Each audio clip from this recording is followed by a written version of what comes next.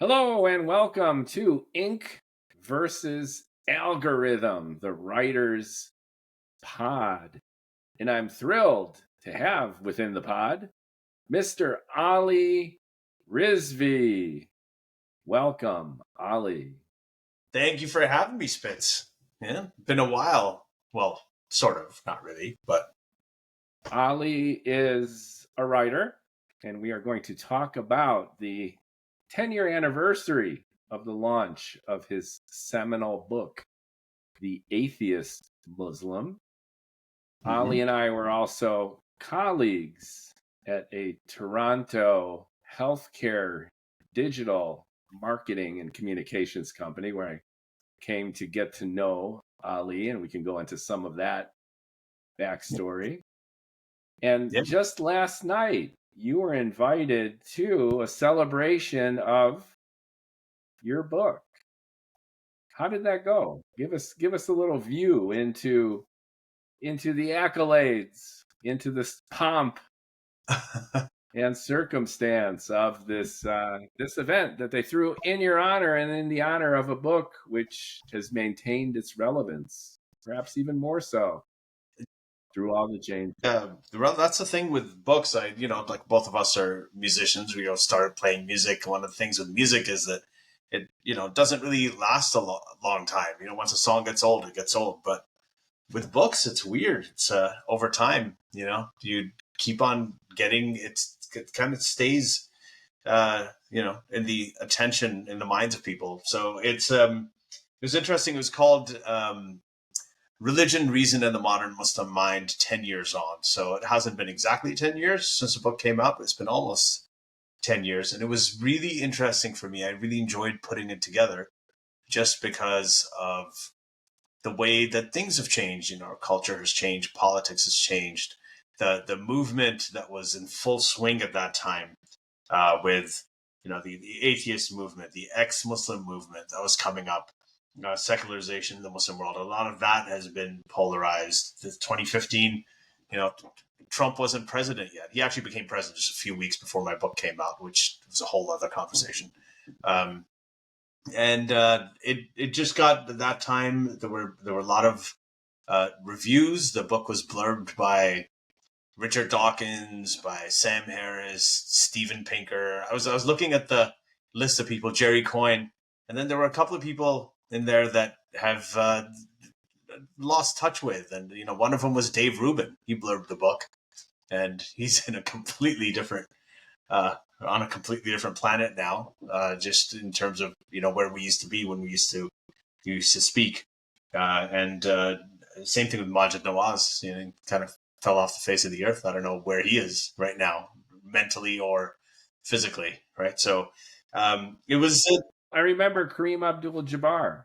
That's right. Gave you a great write-up. That wasn't that in the New York Times? He was in the New York Times. Yeah, it was in the New York Times. So there was an article on your book in the New York Times by none other than Kareem Abdul-Jabbar. Yeah, so he's a very famous Muslim convert from a long time ago, and he gave it a surprisingly good review. I was very that was pretty. I think the book came out in November, and his review was published in January. It was the official sort of New York Times book review of 2015. Is that correct? 2017 is when his review was 2017. published.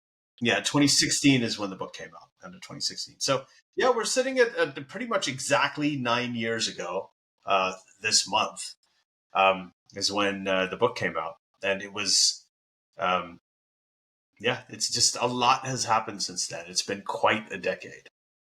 Let's give listeners some context, especially those unfamiliar with the Atheist Muslim, unfamiliar with your social media presence, which has been significant, and unfamiliar with what we would call in general strokes the secular humanist movement online post 9/11. So a critical milestone is to discuss the attack of September 11th, 2001, which changed the world. Prior to that, we were coming off the Clinton years, arguably the apex of American power and stability and influence. It seemed the post-World War II structure that the Allies, principally NATO and the United States, had created was more or less successful, at least according to the establishment. And that all came crashing down when the Twin Towers in New York came crashing down, when a flight hit the Pentagon, another one crashed in a Pennsylvania field. And this idea of Islamist terror literally hit home. And this was post-Iraq War, as we know, the initial one. The initial, right? the first initial one. So the first one with George Bush Sr. was short-lived and limited. But in the wake of that, every action has a reaction. And the Islamist world was simmering. There were signs that we should be more alert, but we did not heed them. We were caught literally off guard. And then the reaction to that reaction was significant. Dick Cheney died just last week, and he was arguably the architect of our response, some would say overreaction, to the events of 9/11. Now, the reason that I paint this history is because it provides a runway to the atheist Muslim. And I'll pass the mic back to you in terms of that background. But I think it's important for listeners to understand that 9 years ago, a decade ago, the atmosphere was quite different. You had a lot of Islamophobia as a result of these attacks. You had an evaluation and reevaluation of America's role, both in terms of foreign policy and most significantly domestically, how we viewed Muslims. And from your vantage point as a Muslim, there was a feeling that the community itself had imploded, especially on the left, regarding some of its own view of itself, of the world. And we can talk about that.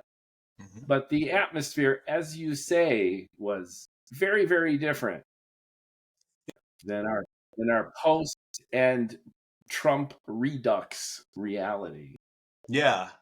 So with that, why did you write this book titled The Atheist Muslim, which is a wonderful oxymoron, at least based on how most people see Muslims? What was your intent? And do you think you accomplished what you set out to do at that time? That's those are two great questions. First of all, why did I write the book? The title of the book is an oxymoron, but it's an oxymoron in the sense of Back to the Future, right? This idea, the context of the book is that there are millions and millions of atheists, agnostics, secular-minded people across the Muslim world. And I grew up in 3 Muslim countries, one in North Africa, in Libya. About 6 or 7 years I lived there. Grew up primarily in Saudi Arabia until I was 18, 17, 18. And then after that in Pakistan, right? That's my country of origin, where I was born. And I grew up there. And I came to the North America, pretty much Canada and the United States, where I lived in both places, when I was 24. That's the first time I actually moved here. I'd visited before a couple of times, but that's when I actually moved here. And that was in 1999, at the turn of the century, as the kids say, right? Like it was, that's when I moved here, in the past century, 1999. And it took 2 years later, 9/11 happened. In 99, I was very aware of Al-Qaeda. I was very aware of the Islamic threat. We'd been living with it in Pakistan for the longest time. There's politics, there's religious strife, there's sectarianism, Shia, Sunnis. Everybody had their fundamentalists. This was just a lot of things going on. And it was, as a as a secular-minded person living in that environment, you just kind of observed everything. So when the 9/11 attacks happened, the moment I heard the news and they were saying, "Oh, could this be an accident?" The plane just got. I knew what it was. I knew it was Al Qaeda. I knew it was Osama bin Laden. It was pretty clear to me, and I think a lot of people who had been from that part of the world. What happened after that was the discourse, and in the United States, in a very kind of characteristically imbecilic way, it just went tribal. Like everything is, this is the way that politics is nowadays, across the Western world, across the East, everywhere, is that, if I know your position on abortion, I can predict your position on nuclear energy. Those things have nothing to do with each other, but there's just a tribal kind of arrangement of issues that everybody aligns to without really a whole lot of deliberate thought. And the same kind of thing happened, I think, after 9/11, is that I felt really that I was at this in the I guess that there was a fork in the road, right? Like there was the left, there was the people on the left who felt that, well, Muslims are a minority, we must protect minority, and therefore we must defend everything and justify everything that's in Islamic doctrine, because that is their faith. We have to respect it, right? Pat Robertson says, okay, we got to get rid of all the gay people, then we're going to have this outrage on the left. But if an imam says it in a mosque, then, we got to respect their culture, right? So it was a bizarre kind of thing that, you want to protect the people, so you must justify the ideology. On the other hand, the right, the conservatives, they had this idea that, well, Islam, the doctrine, is incompatible with Western values. So Muslims are incompatible with Western values. So we have to profile them. We have to deport them. We have to surveil them. And later, around the time that my book came out and Trump was running for president, we have to ban them. We got to have a Muslim ban. I mean, that was the original thing. Later, it got diluted, and they tried to backpedal in whatever way they could. But that was the initial plan. So I got caught between this, and I really wanted to drive home this idea of the difference between Islam as an ideology and Muslims as people, right? Ideas have rights. Ideas don't have rights. They're not entitled to respect. People do have rights, and they are entitled to respect. We don't have to respect their beliefs, but we have to respect their right to have those beliefs. So this was the idea. I'm in a family of Muslims. I was raised there. Everybody I grew up with, all my cousins, friends, loved ones, they're all Muslims. And I did not agree with them on their beliefs, but I didn't agree with them on, who do you agree with completely on their political beliefs, religious beliefs? I didn't, but I did not, that's not all they were, right? There were a lot more than what we believe. So I wanted to write this book partly because of that. I wanted to make that distinction between ideas and human beings, and how criticizing ideas, challenging ideas, even blaspheming against ideas is what moves societies forward, and demonizing people, human beings, is what rips societies apart. And that distinction is key, and I think both sides of the aisle were not making that distinction. And I think I forgot the second part of your question, what it was. You remember? Do you think you succeeded? Yeah. So my goal, so this is the important part. My goal, and I said this last night at the talk too, my goal was not to convert anybody. It was not to, try to turn everybody into an atheist, or really go, wag a finger at religious people or Muslim people. It was just to provide another perspective, number one. Number two, allow the conversation to happen. These are two things that were not really, that are both kind of taboo in the Muslim world. When I grew up, I knew you could be a liberal, moderate Muslim, or you could be a conservative Muslim, but you had to be Muslim. The idea of not being a Muslim was just, you didn't even speak about it. If you even mentioned it as an option in the countries I was raised in, at least, or I grew up in, that was a death sentence, literally a death sentence. It was punishable by death, apostasy. So I wanted to provide a third alternative, right? And that was, yes, you can. You can be, you can have the community without the ideology. You can, and my idea was like culturally, just like a lot of Jewish people, I celebrate I celebrate Eid. I go and I do the Ramadan feasts without really the fasting necessarily. But I enjoy all of these things, all of the stuff that I grew up with, all the associations I have, but without the burden of the ideology. And I wanted to drive that point home, that is something that's possible. And I did make an accidental discovery, and I talked about this last night. We can get into that. That was actually quite a surprise. I was very happy about it.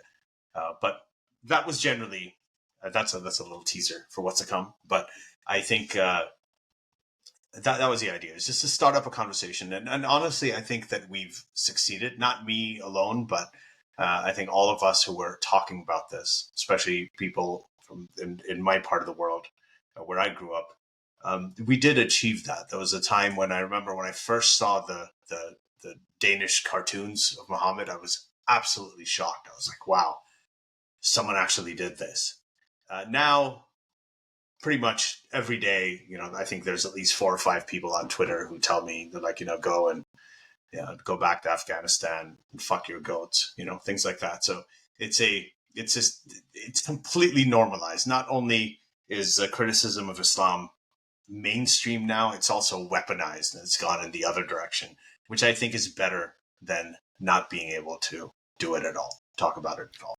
Well, we've definitely had a whiplash effect to the regressive left, as it was called, where the liberals overshot the mark, it's fair to say, in terms of coming to the defense of Muslim people to counteract Islamophobia, while in the mirroring effect that you described, the right went hell's bells with Islamophobia, ban them, cut them off, exile them, bomb them. So the atmosphere that you described while you were writing this book was one of deep, deep polarization. Right. And if I'm hearing you correctly, and I agree with you, a combination of factors hasn't necessarily mitigated either extreme point of view, but the zeitgeist on X and the gestalt of our social media currency, if it's a barometer at all, seem to suggest that we've kind of gotten past that. We're in a meta phase of Islamophobia on the one side and this liberal tendency to basically excuse all of the extremes, the religious extremes, through this lens of tolerance. Yeah. And a lot of these things I have, I've kind of, with time and with age, I have begun to adopt sort of the George Carlin approach, where he said this about people born in America. It's like when you're born in America, you get a free ticket to the freak show.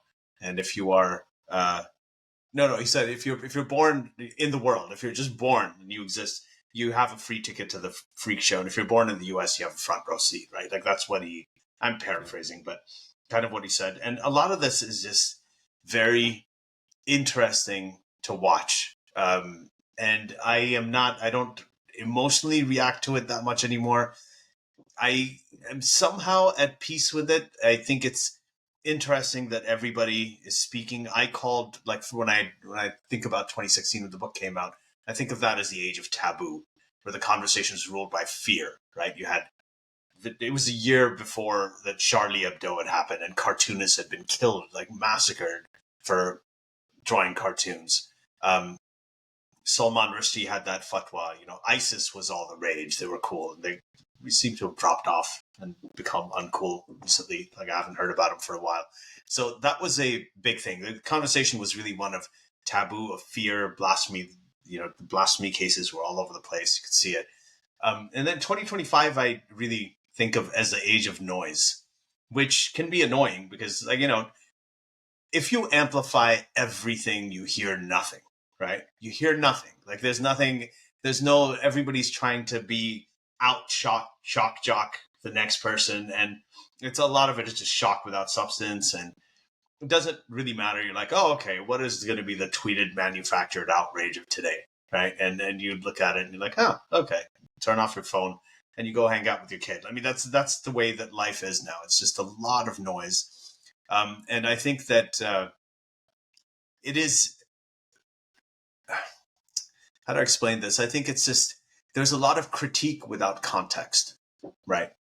There's a lot of, people do the critique. It's not really intelligent critique. It's just critique. There's not a whole lot of context, and a lot of it's just noise. And noise, the good thing about noise is it's easier to drown out. So I do think that things, this is a very weird take on this. I think things are strangely a little bit better, as in I had to get security at my house in 2016. I had to check in with law enforcement every 6 months.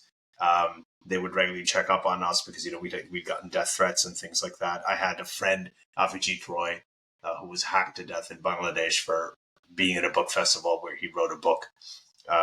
And, I had a friend, Raif Badawi, in Saudi Arabia, who was in prison, who's now out, but still not allowed to leave the country.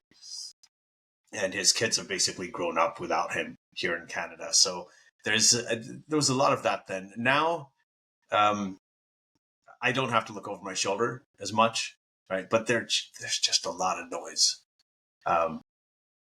But I think that's totally on point. We have evolved or devolved into this attention-centric culture.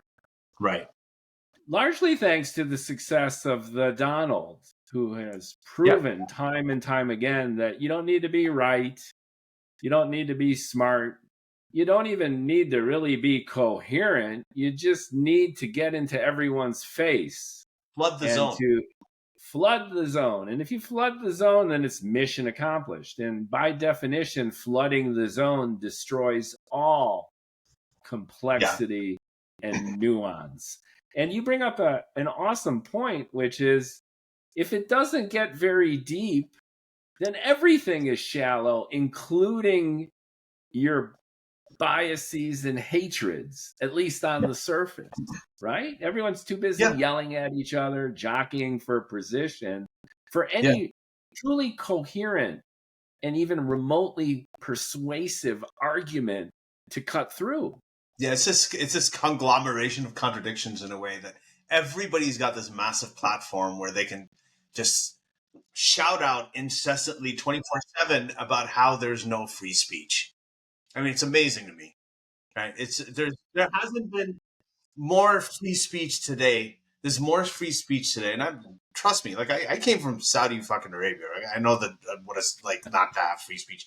So when you're here and someone gets canceled off Twitter, and then they go on Rumble and they start making videos about how there's no free speech. That's not. You can still go out and say whatever you want to. You're not going to get thrown in jail or get your head cut off for saying what you want to say. And it's just everybody. There hasn't been more sort of free expression out there. And the thing is, it's not about, like, I think it's societal, a collective sort of intelligence of society is not based on how much free information there is out there. I think that makes the more free into the quantity of information and, free speech out there it should be allowed, but it kind of dumbs down things. It really is about the quality of information, and the quality dies down. It gets drowned out when you have a lot of noise. I mean, it's just, I think that that's something that I'm seeing. I am, and I'll say I'm grateful for it. And I'm grateful for the fact that, people can say things. Another example, like Spitz, I mean, this, when the cartoons were happening and the Charlie Hebdo thing happened, one of the hashtags that was going around was spread the risk, right? So when everybody was going after Ayaan Hirsi Ali for what she said and they were trying to kill her. They're like, okay, well, why don't we all blaspheme and spread the risk so that there's no singular target? And it's safer for her, right? Will it make the discourse stupider over time? Are we going to get like really, really... It's a radical act to make a cartoon of Muhammad. That's great. It's a and no disrespect intended to her, but it's made her kind of stupid as of late. So everyone is succumbing to this attention deficit acceleration. Right. So and there is and so there are some of us. I think for me, it's always been about the ideas. I still like thinking of things. I feel like I've a big thing at that time was the atheist movement, right? So you had this big atheist movement after 9/11. I think 2001 is when the attacks happened. Around 2004 was the first book that came out from the New Atheists. It was by Sam Harris. It was called The End of Faith, where he slammed all religion, right? It was all equal opportunity. But the difference between him and these New Atheists versus the Bertrand Russells of the past, who had also written, Why I'm Not a Christian, everything, is that they included Islam in. They were more inclusive. Yeah. They didn't... They were like, okay, no, we're bringing it, because Bill Maher used to talk about, he didn't really talk that much about Islam before. But now, the New Atheist movement had actually brought Islam into the fold. And they were talking about that as well. And then you had Christopher Hitchens and his book, God is Not Great. You had Richard Dawkins with the God Delusion, which is just still today a classic. And you had Daniel Dennett, Breaking the Spell. And I would also include at that time Ayaan Hirsi Ali, before she, I don't know what happened to her, but before that time she had a brilliant book called Infidel. That was her own memoir. So I'd include all of them together. And these books were just about reason and rationality, right? That we need reason. And Sam Harris famously said, he's like, once you present somebody with reason, an argument that's based on reason and it's rational, they're helpless but to come and be convinced by what you're saying. Okay. Yeah, that's an almost Aristotelian sense of naivete. Now, in retrospect, I loved it back then. I don't think he believes that either anymore. I'm not going to say. Yeah. I like Sam Harris. Sometimes he's a little bit flighty, maybe a little bit idealistic. It's in the Nicomachean Ethics, I believe, where two complete strangers randomly run into each other in the desert. And if you tacitly assume that they're reasonable people, that they're fairly worldly and educated, bring up a topic, any topic, and ask them to discuss it, they'll be in agreement by virtue of their sense of general enlightenment and simply being cognitive, intelligent people. Not so sure about that, but these are all great points, and especially vibrant if we take a few steps back again through the lens of the era when you were writing the book. Right. We really need to talk about the Obama administration. It's political, but it also manifested culturally. Yes. When Obama first won, the nation was in shock, both out of gleeful surprise and terror. Yeah. You had an African-American man with the middle name Hussein who became president of the United States of America. Now, I grew up as a first-generation Hungarian Jew in Chicago, Illinois, and they used to always tell me that anyone could be president, and that's why this country's so great. Well, the presidents are pretty homogeneous if you take a look at the gallery until Barack Hussein Obama. Yeah. And this was astonishing, and it also precipitated a lot of this duality and polarization that has ensued, especially in his second term. You had the eruption of the Tea Party. You had this dissident movement where the right splintered itself into what would be constituted maybe as an extreme version of itself, although the Tea Party folks would categorically disagree. And they came to question foundational tenets, not only of liberalism and the left, but what the Republican Party and the conservative movement was ostensibly all about. Right. And that represented, in a sense, this boldness when it came to what could be construed as Islamophobia. They're different from us. We are an American Christian nation, and we've been putting up with a lot of shit that we don't have to put up with anymore. And the liberal backlash, as you've described, is to protect Muslims, all Muslims, give them kind of a hall pass for misogyny, homophobia, a long list of abuses, including some of the imperial tendencies even of an organization like ISIS, as it eventually came to be known. I just want to say hashtag not all, right? Like these are statistically higher misogyny. I'm talking in broad strokes for the sake of this historical kind of pageant. Yeah. And there you are, Mr. Ali Rizvi, by day healthcare marketing strategist, and you're a physician with expertise in medical science and writing. And by night, you were penning this book, which was Atheist Muslim, pretty much in an analogous sense that you could say Upper East Side Jew, which is you talk with your hands, you love to go to the theater, and you don't believe in God. You think all of that stuff is bullshit, and yet to the very core of your being, you could be Jewish. And with that came the Muslim-ish kind of movement. Yeah. Shout out to Ibrahim Abdullah and Wissam Sharafuddin for coming up with that term. I love that term. If I knew, it really should be the name of the book, honestly. But fantastic. The Muslimish Jewish, which, again, just to hit home for our listeners, what you were all about here is you can have your Eid celebration. You could even pray 5 times a day if you want. Do everything associated with your Muslim cultural regional identity, and do it with flair, do it with bravado, do it with shameless, relentless enthusiasm.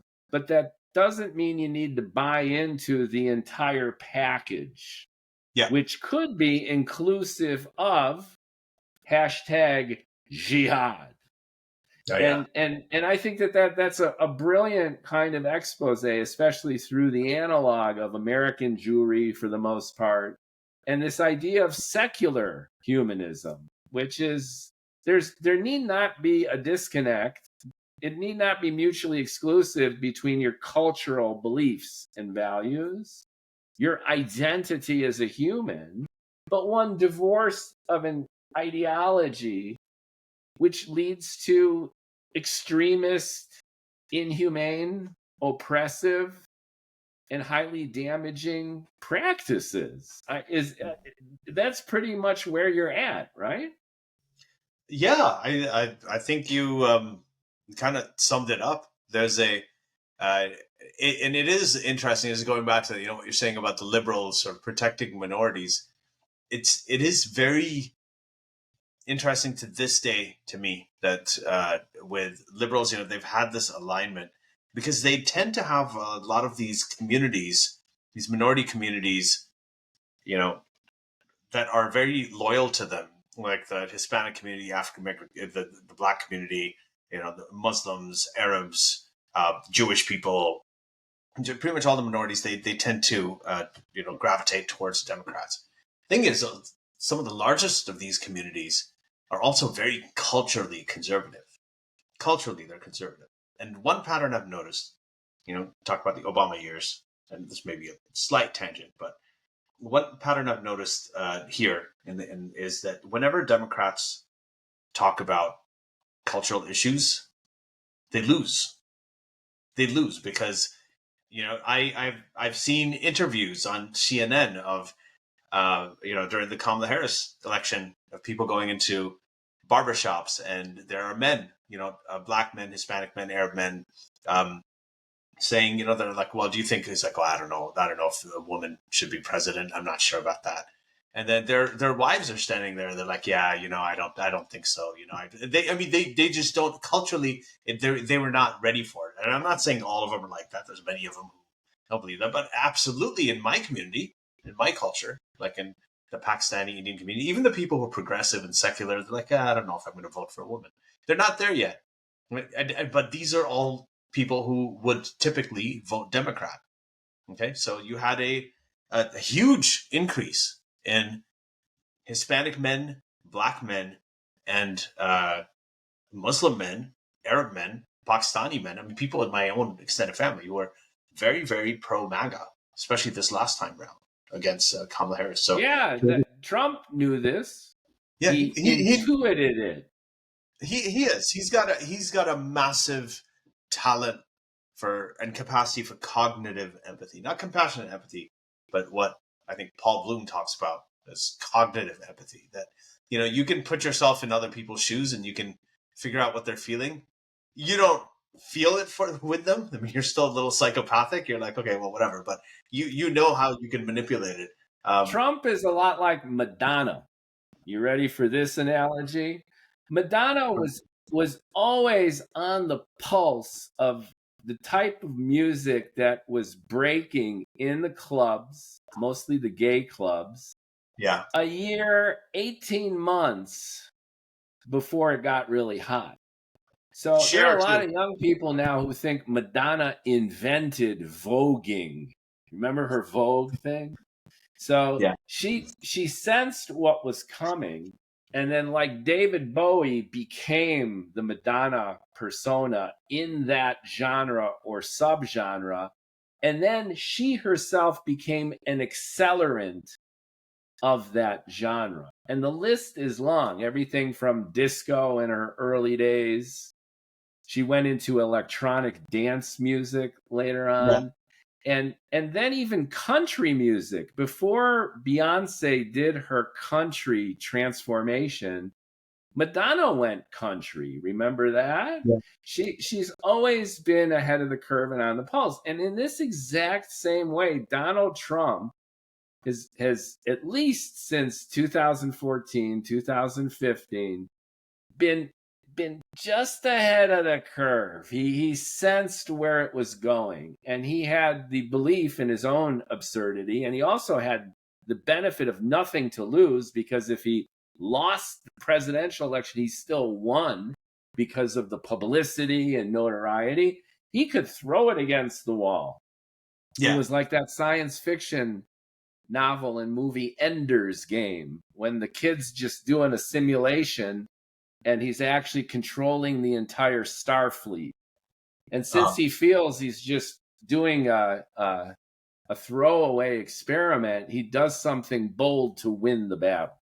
And Trump has been kind of like that from the beginning. He has been. And I think that one of the main thing that disabused me of this notion that, rationality and reason will make people helpless to come to you, which I do think in the long term that is true. Like that, if you're looking across decades and everything, the science eventually wins, and those are these you can't deny it. But when it comes to the short term, that's just not true. What wins is stories. Storytelling wins. That was one of the atheist and secular movement's biggest miss. It was the biggest miss. They were providing rationality, reason, logic, and it resonated for a while. But it provided the message without the meaning. The reason people go towards religion, they want a sense of meaning. They want a sense of belonging. And they did not get that with it. And one of the things that, and every time, I think that the most powerful thing for atheists, and I think this could be potentially the future of where this goes. And this is, I'm going to get into remember I said I had this accidental discovery. So should I go into that really quickly? I think you're going to like this. Rock and roll. All right.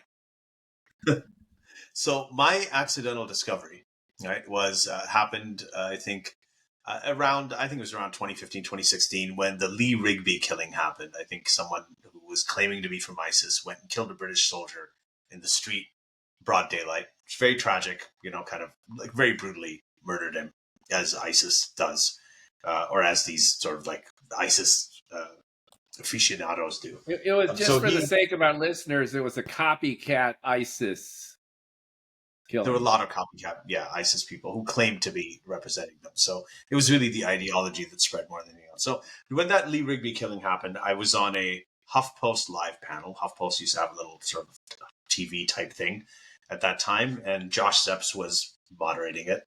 And they had several Muslims to come up and talk about it. And this is where the title of my book really, I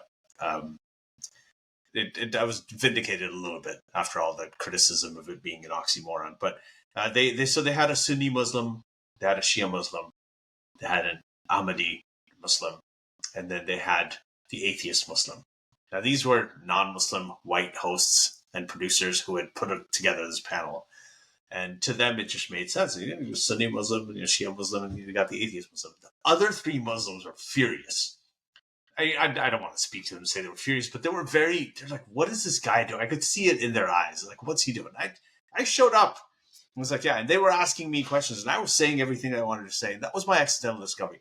I think the thing that is more of a threat to these sort of religious dogmatic type of people is not outright apostasy. It's not apostatizing from the faith, but co-opting it. Nothing riles up priests and pastors and websites like Christianity Today more than when Richard Dawkins says he's a cultural Christian. When he says, I go to church and I sing Christmas carols, that drives them insane. When he says, I'm an atheist, I don't believe in this, they're like, oh, okay, you don't believe in this. Okay, we're going to do our thing. You do your thing. He's like, why are you coming into our... And that was the accidental discovery that I found with the Atheist Muslim. When I talked about the idea of like retaining the traditions, right?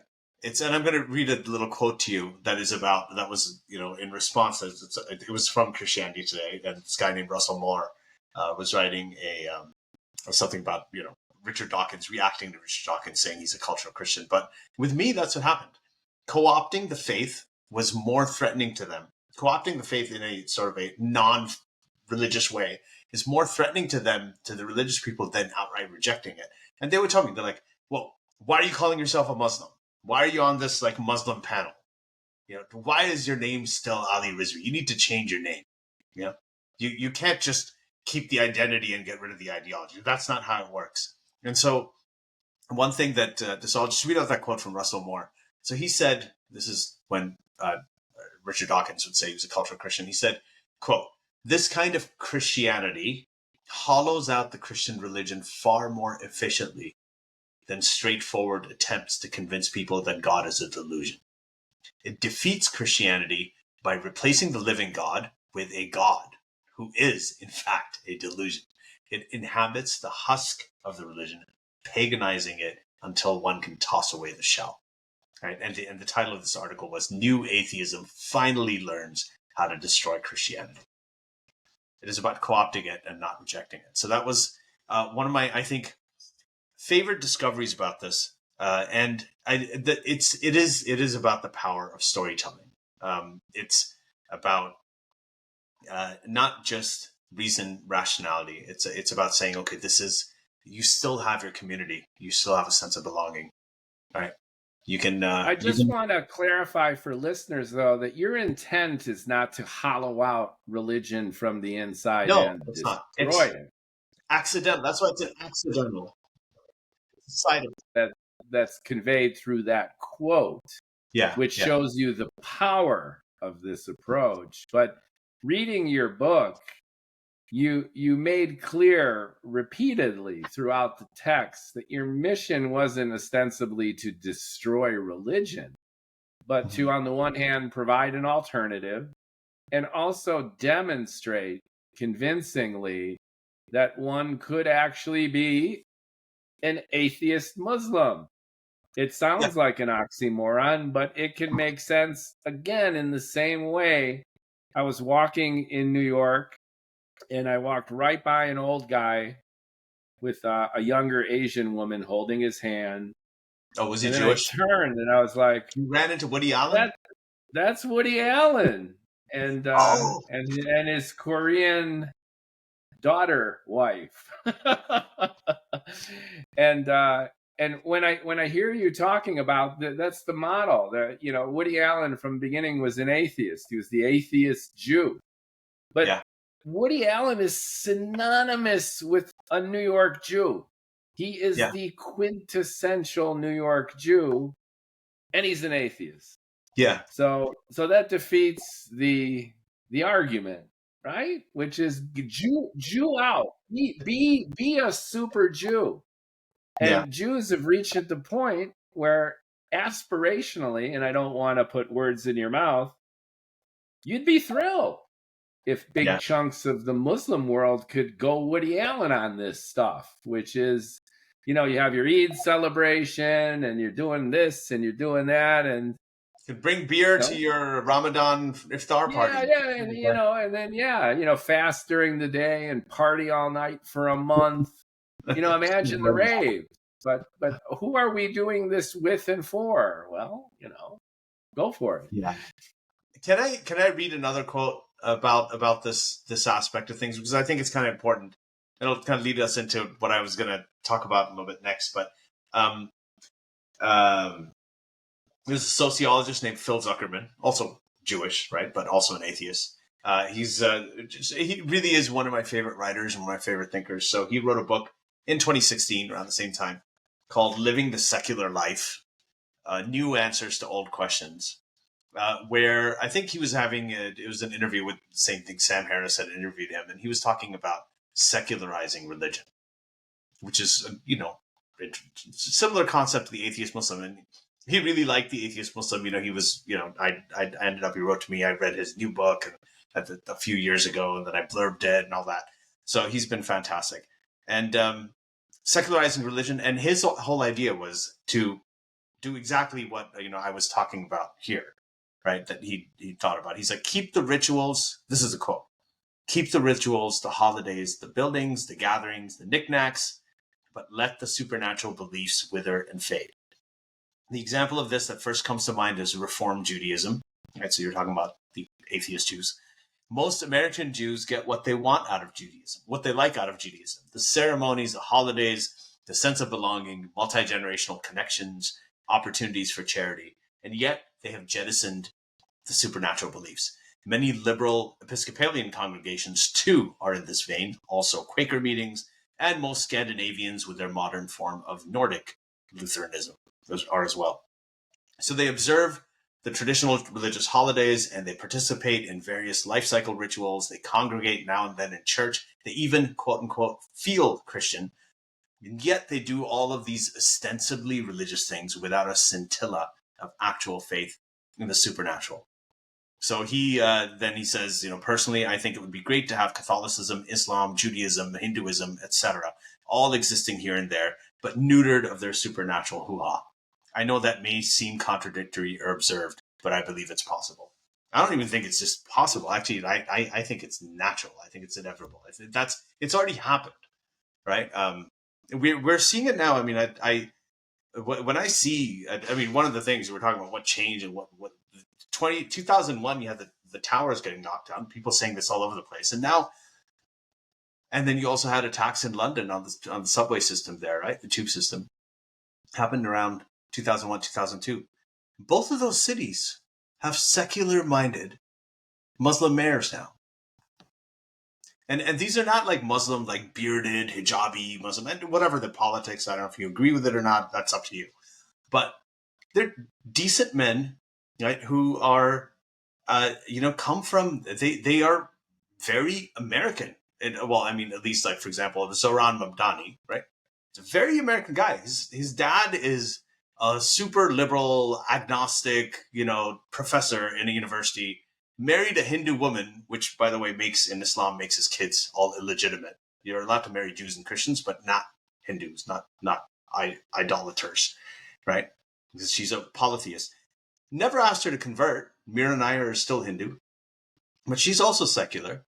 And, then this kid is born, he grows up, he's marching at, pride parades. He's campaigning in gay clubs. He's out there. His wife, dresses like an Instagram model. He's exactly the kind of, when I was writing about the atheist Muslim, never really talks about those things. He just says he only talks about his Muslim as an identity, right? He'll hang out with rabbis at one point, and then conservative, weird imams on the other. He'll do all of those things. You just notice it a lot more when he's hanging out with imams. But he always talks about being Muslim as an identity, and really never talks about the ideology. The only thing he talks about is just secular economics, policy, rights for all kinds of different people, pro-trans, pro-gay, pro-woman. And there is a pro-free speech, pro-critical, thinking, pro-open inquiry. It's a fairly articulate guy. And yes, you may not agree with his politics. You may think he's, a communist or socialist or, whatever you want to fucking call him. But, this is it's very different. This is a kind of, when we were talking about an integrated Muslim, right? Muslims integrating and being part of the melting pot. Your Fareed Zakarias, your Zoran Mamdanis, whatever their diversity in political thought. These are the people Now, some listeners might say that, okay, that's all well and good, but there's an Islamist tinge in his anti-Zionism. And as a Jew, I would counter that by reminding the skeptic that there are many, many Jews, especially young New York Jews, who are very pro-Palestinian and even pro-Hamas. Mm-hmm. So this idea that Zoran is necessarily Islamist by want of his anti-Zionism doesn't necessarily cut mustard, because he's pretty much in agreement with, I would say, a majority of young Jews in New York. So that's interesting. Now, the thing is, if he was a 55-year-old man and he was really against, he's like, you could make an argument that maybe there is some anti-Semitism there, but he's completely in line with his generation. He's 33 years old. 67% of Jewish people in New York, Jewish New Yorkers between the ages of 18 and 44, and this is as of July 2025, after he'd already won the primary, 67% of Jewish people ages 18 to 44 supported Mamdani. They were, and many of them, like a large majority, over 50% of Jewish people and just young Americans in general are against what Netanyahu's done. The problem with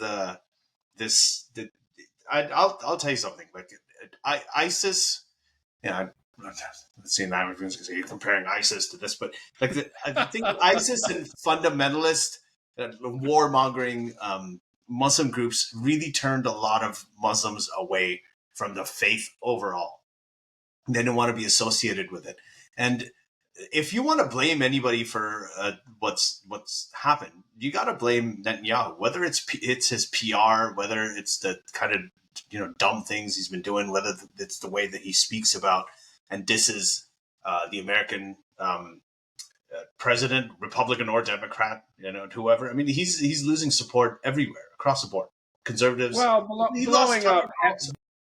blowing up half of Gaza probably helped too, but we could definitely get into that. But I want to dial it back for a second to focus on this idea of the secular Muslim, the secular Jew. And I want to reinforce the comment that you made just a few seconds ago, where you said it's happening, it's already prevalent.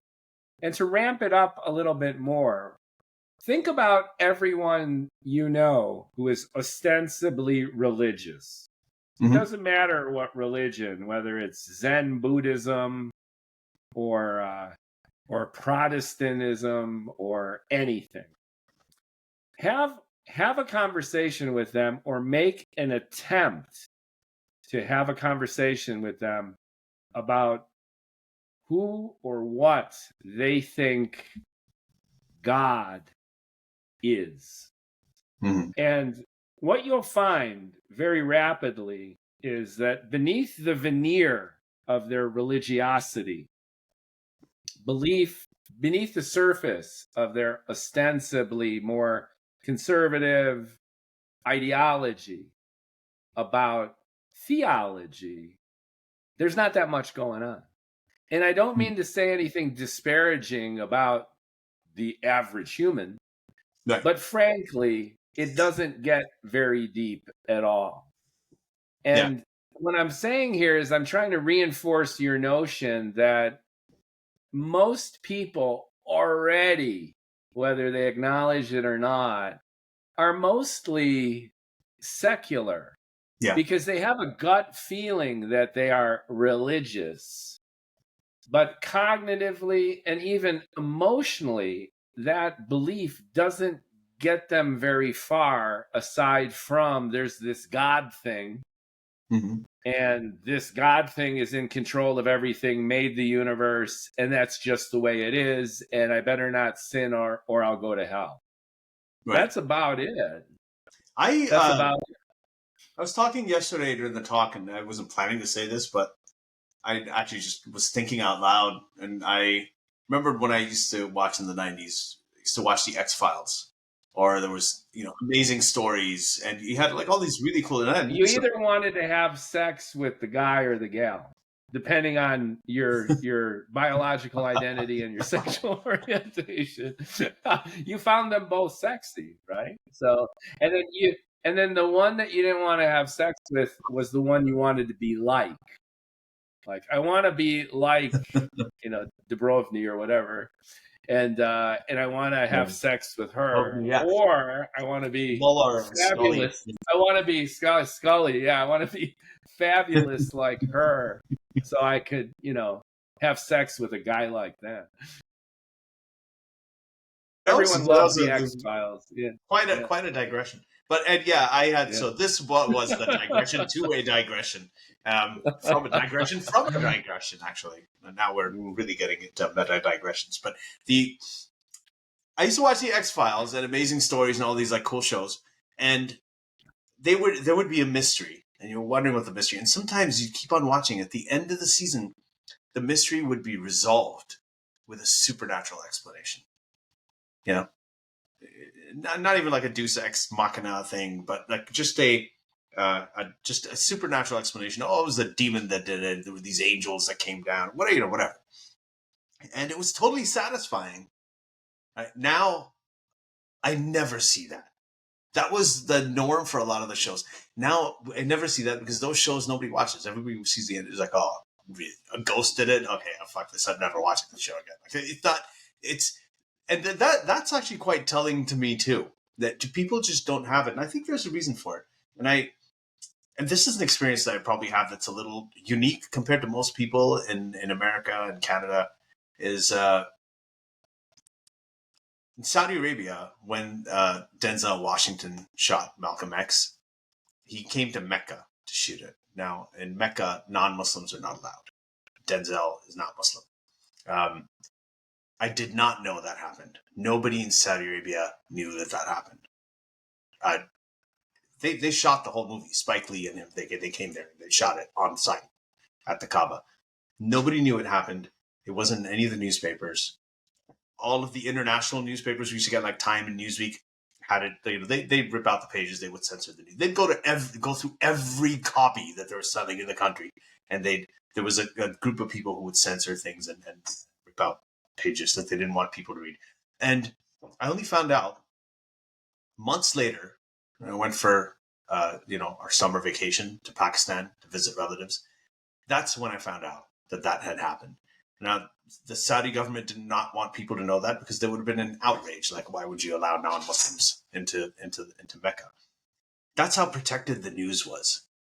And so, I'd like to. So I try to tell my daughter this. She doesn't fully understand. Like, if you went and you took vacation pictures, got them developed, a few days later.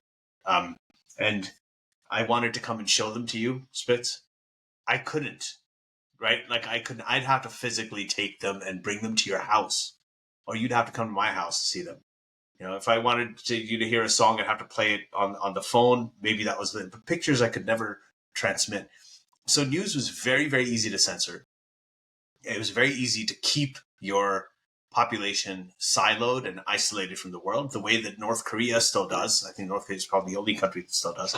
But, when you grow up thinking that there's a divine truth that you've been exposed to, you've been given it, and you're Muslim, you really think the rest of the world is like that. You watch movies and things like, okay, that's all fantasy. You don't connect with it as much. But then when you're able eventually to get online and talk on a discussion forum about your hobby, science fiction, to some kid in Japan who grew up with a completely different faith system, or some kid, you actually, on the internet, you're able to connect with all of these people, and the government can't do a fucking thing to stop it, right?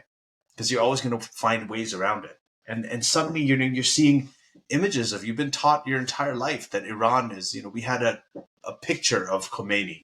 Actually, I'm from a Shia Muslim family. He had a picture that he was revered. He was a hero. Many people thought of him almost like a messiah. And then, I remember 2009 is the first time I ever saw just crowds that you couldn't see the end of coming out and protesting against Khomeini. The only protests we'd seen were, death to America, death to America. And now they're protesting against the regime, and they're doing it while the besieging militia is going out and trying to gun them down. And we saw this on Twitter and on YouTube. There's no... The kind of things that we were exposed to is very different. I think a lot of the reason that secularism is happening and people are not taking their own fates that they were born into that seriously is because they're just realizing, they're like, all right, there's this girl that I'm having, webcam sex with who's over in Sweden, right? And You're speaking rhetorically, I'm assuming. Yes, I am. I'm not. Oh, yeah. Don't. Yeah, you can clip this out, and there you go. That's it. And I'm having this, and this girl, she has, she's been raised totally differently, but we totally connect. We like each other, and we're really the same, but we just believe different things because of where we were born, and that's a really stunning revelation. And the other thing is that the scriptures have become more transparent, right? Like at that time, I wrote about this in the book too. I had to if I wanted to find out what's in the Quran, I just hear it in Arabic all the time. The vast majority of the world's Muslims don't speak Arabic. Most populous Muslim countries in the world, just like Indonesia, India, Pakistan, Bangladesh, like all the way until you get to Egypt, you don't even get to an Arabic speaking country, right? They don't understand the Quran, but now, and at that time, we'd find translations, paperbacks. You'd have to leaf through them. They wouldn't have things like sex slavery in the index, right, of the Quran. They're not going to have it. But when you have Google and you have websites where they actually go into, you can hover over an Arabic word and they'll give you translations in 10 different languages. And AI, we're going to talk about AI. Yeah, we're going to talk about AI, but like even prior to AI, right? Like there's when you just had the internet and you had social media, these things became transparent, and people are like, okay, so this is the word of God. It's telling me that sperm is created in the chest. That God created you from a fluid that's ejected between the backbone and the ribs. That's Surah 85, verses 5 through 7. You can look it up. Biologically incorrect. That's just not how it happened. And we're finding these things, and this is becoming transparent to kids as young as 12.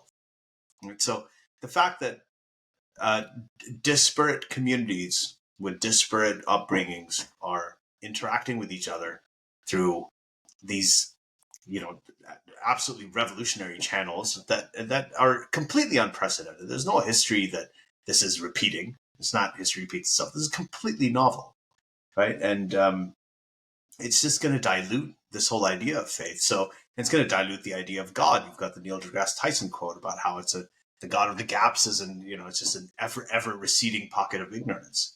And now when I talk to people who are religious, especially young people who are religious, and they ask me, they're like, you're an atheist. How did everything happen?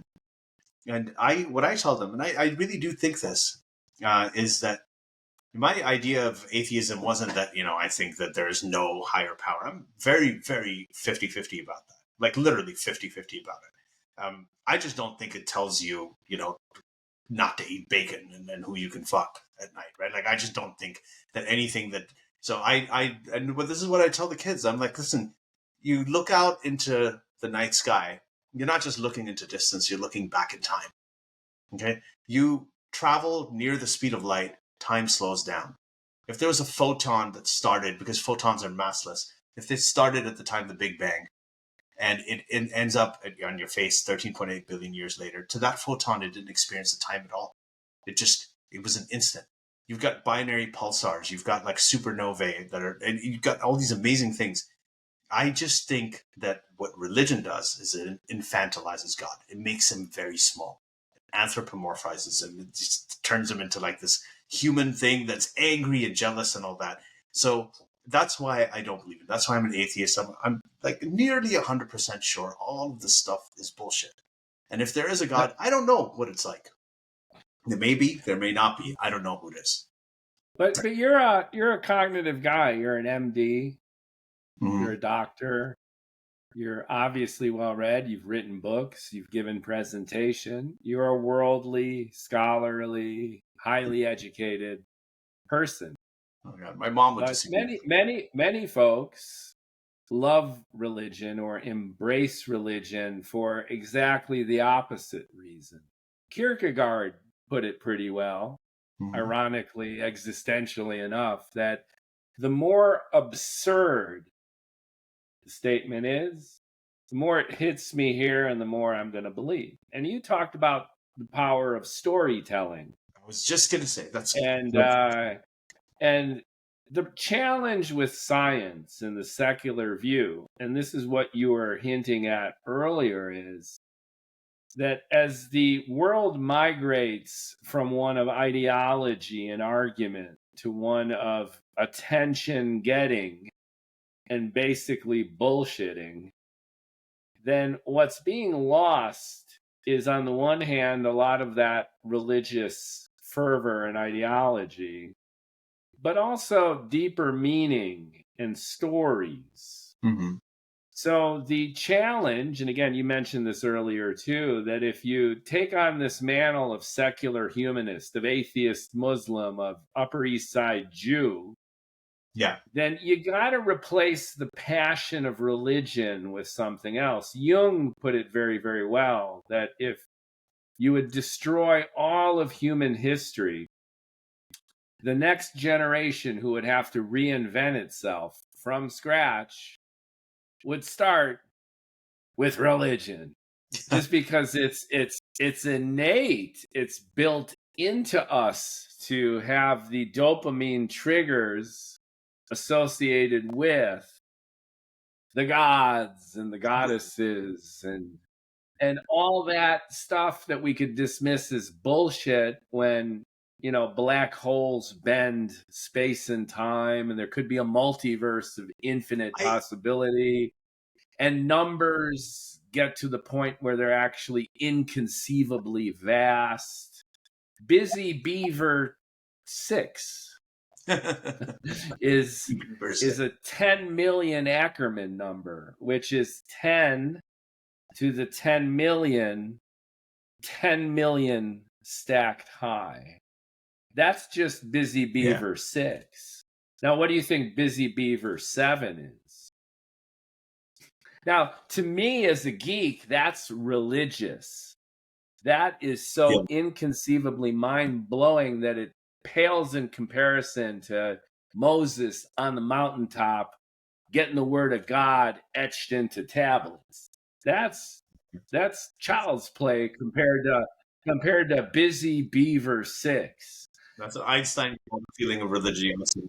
100%. But how do you make secularism sexy?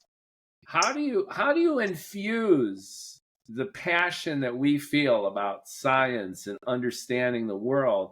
And for me, the world of mathematics and all of its possibilities, and how the world of mathematics and the world of nature are entwined, at least in this universe, in an incredibly consistent way.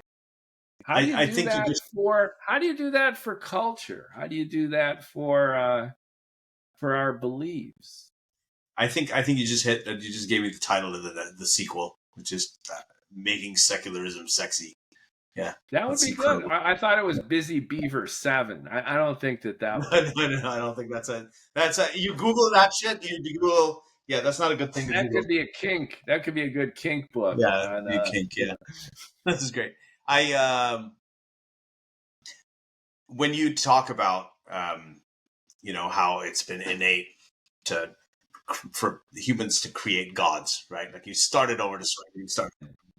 It's not as much the creating of gods as it is where did we come from and where are we going? Like, what is the meaning of all of this? The gods are just one answer to that, right? That's an answer.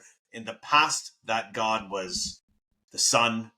We figured out what that was. It was like rain. It was animism, like, cows and pigs and shit like that. And then eventually, there was this unseen god that nobody could tell because everything else had been demystified. And as you go on and you demystify more things, that idea becomes less and less sort of fantastical and awe-inspiring. So so it really is a question of people wanting to know what their origin was and where they're going, what their purpose and what the meaning of their life is, and that is actually the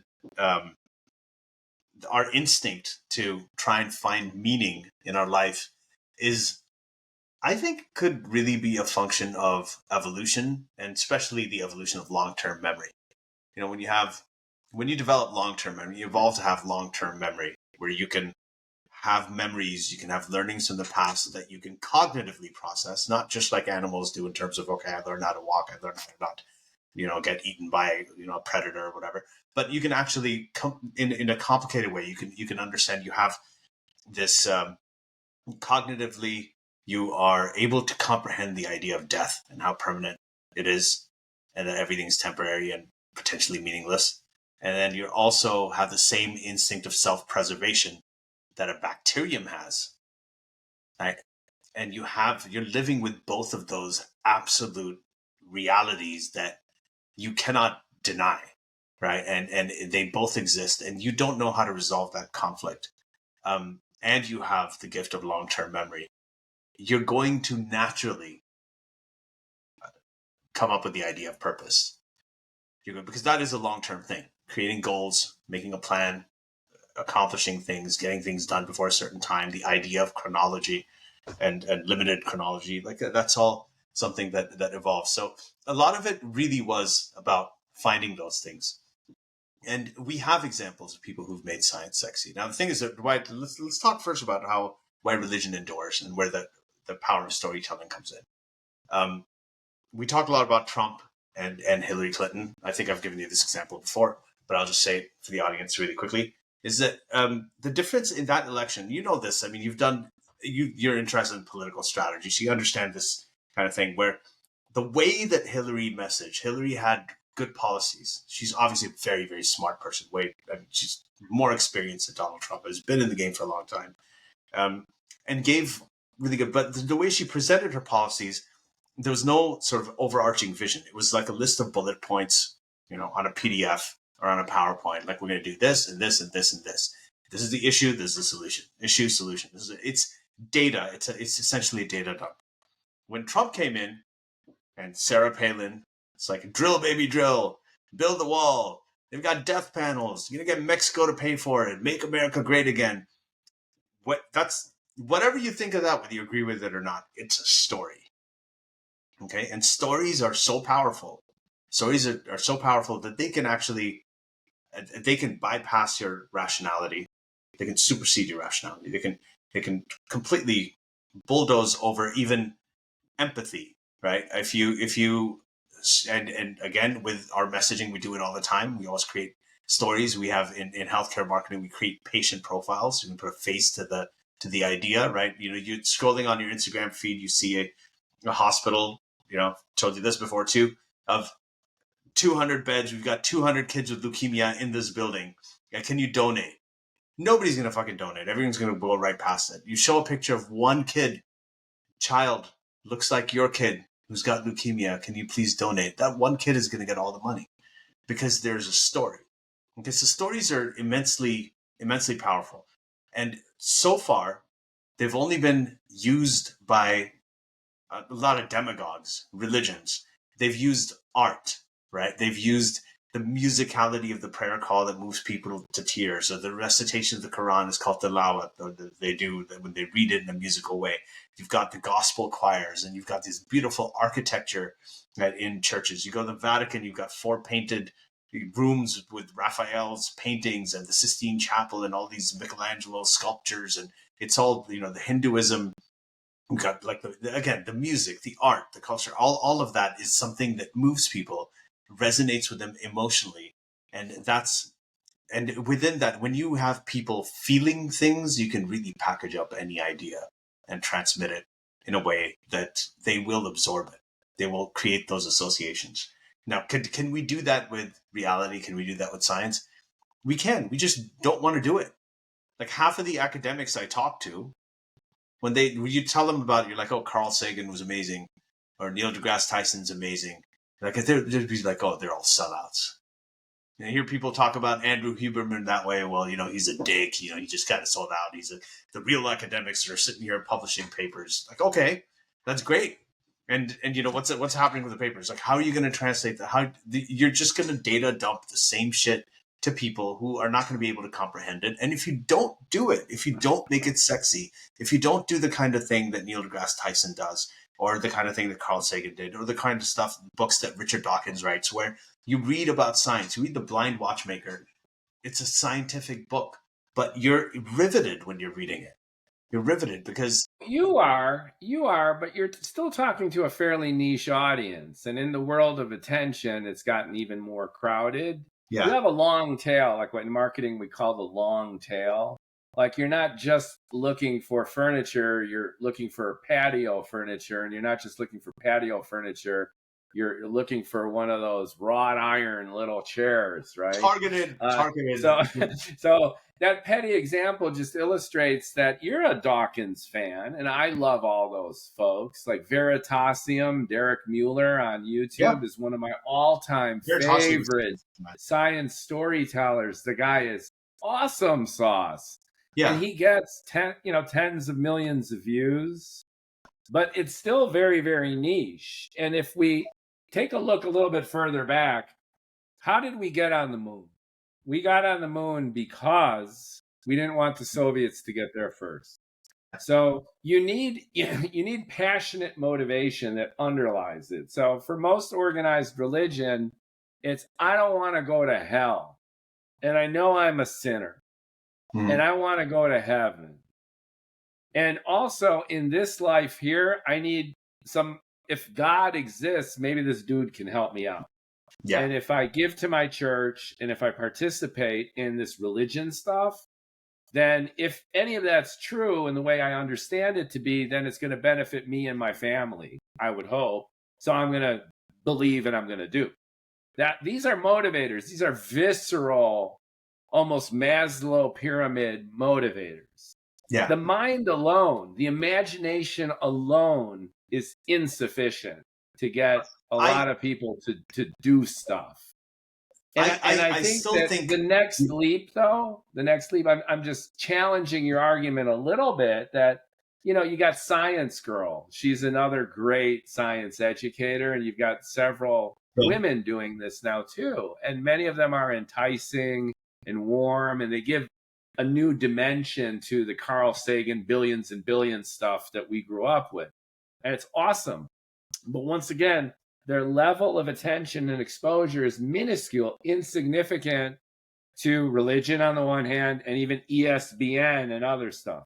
How come stadiums don't fill up to watch Magnus Carlsen play somebody in blitz chess?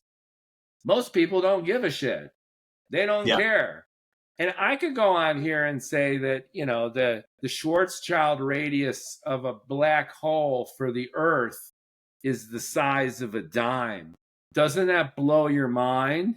And 99% of the people listening to this podcast will be like, yeah, Mook, that's great.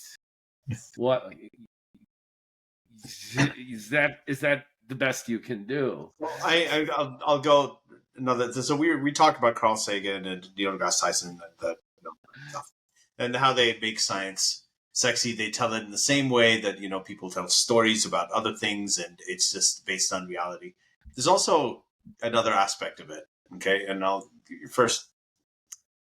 there were lots of books that were written about the Knights Templar and this alternative version of Christianity that you'd seen in the Da Vinci Code, but it never really hit mainstream. And we're talking mainstream. We're not just talking niche. That's one of the best-selling books of all time, fiction books that introduced the world into this entire alternative version of Christianity, communicated it through fiction. Animal Farm did that. In 1984 did that. Now, when you ask all of these like big sort of tech people or scientific innovators, Elon Musk or Sam Altman or you ask them what inspired them, they're not going to tell you about some paper they read in a journal. Oh, I used to read a lot of academics. This is my favorite academic, Professor so and so from Oxford. Really, that's not what they say. They talk about Star Trek, talk about 2001: A Space Odyssey, right? Arthur C. Clarke. They talk about all of them. Basically, were breastfed science fiction. They grew up. They consumed the shit out of it, and that's what they got into. They watch. They'll talk about Marvel comics. Those are the things that inspire people. That's what makes things sexy. It makes people want to do great things and make things that are sort of fictional, just cool ideas possible. So I think there are many dimensions to that. I'm not disagreeing with you completely. I do think that it's a niche audience. It is a harder thing to make reality sexy. I mean, if you tell somebody that, hey, there's a multiverse or that this is how the Big Bang happened. There's this infinitely, dense spot, and time did not exist at the time when time slows down, and you can talk about all of these things, and it's gonna go right over there. Like, that sounds insane. That's ridiculous, even though there's evidence for it that it actually happened that way.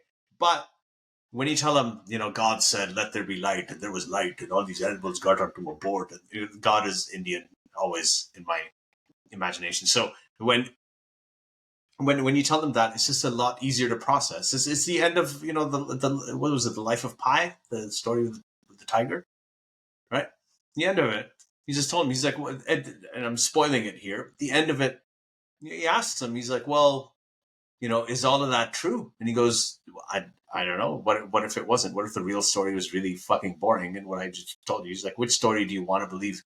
He's like, well, I like the story with the tiger, and you guys like kicking it with the tiger. Because I'm totally paraphrasing. He's like, that's what we do. We like the stories that are just more appealing to us, right? So it is. I think it is doable, and I think there are people who do it, and I think it is getting better. I mean, but I think the future really is in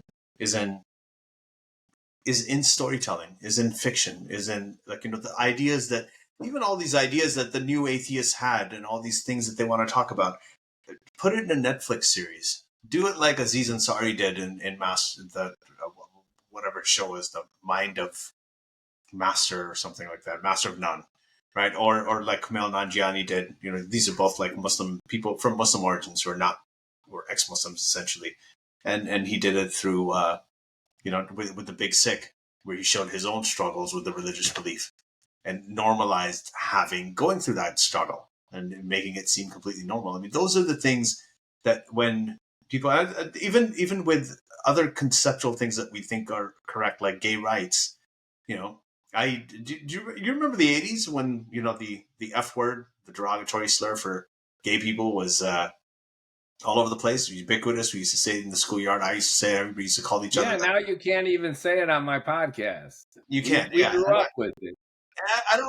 I don't believe in saying it. I don't want to say those small sticks that you would use to build the throw fire. in the fire. And the reason that it was named after that is because that's what they used to do with gay people. They used to throw them in fire, so they used to use that term, a bundle of sticks, for them, right? So you have that slur. You had people, mainstream people, just nobody wanted to have same-sex marriage. All of that changed within, I think, less than a decade, with stuff like Will and Grace and Ellen DeGeneres and, you know, the people, just people's kids and everything, the coming out movement, all of that changed, and people started, because human beings in their lives, I mean, these are stories, fiction stories. Fiction is a great way to communicate nonfiction ideas, right? And these people knew it. Arthur C. Clarke and Isaac Asimov, and these are even filmmakers, right? And the people who made, you know, the comic books and all that. I mean, these are people who knew this, and they. Well, you're talking to a science fiction writer here. There you I go. published my first science fiction, so I'm agreeing. I'm in violent agreement with everything you're saying. And you've got this Hegelian teleology going on, that we're getting more and more enlightened, that we're adapting our storytelling instincts to go beyond the ultra simplistic, often brutal stories that we grew up with in our entrenched, especially Western religions. Mm-hmm. And we're becoming more adaptive. We're becoming more curious. And with the infusion of the evolution of science, it's getting exciting. And the proof of that might be the top 100 grossing movies of all time. I think the latest tally is more than 80% of them, maybe as many as 85%, are science fiction or fantasy. Yeah. So people love spectacle, and they love to think outside themselves. And again, they love that dopamine rush of expansive possibility.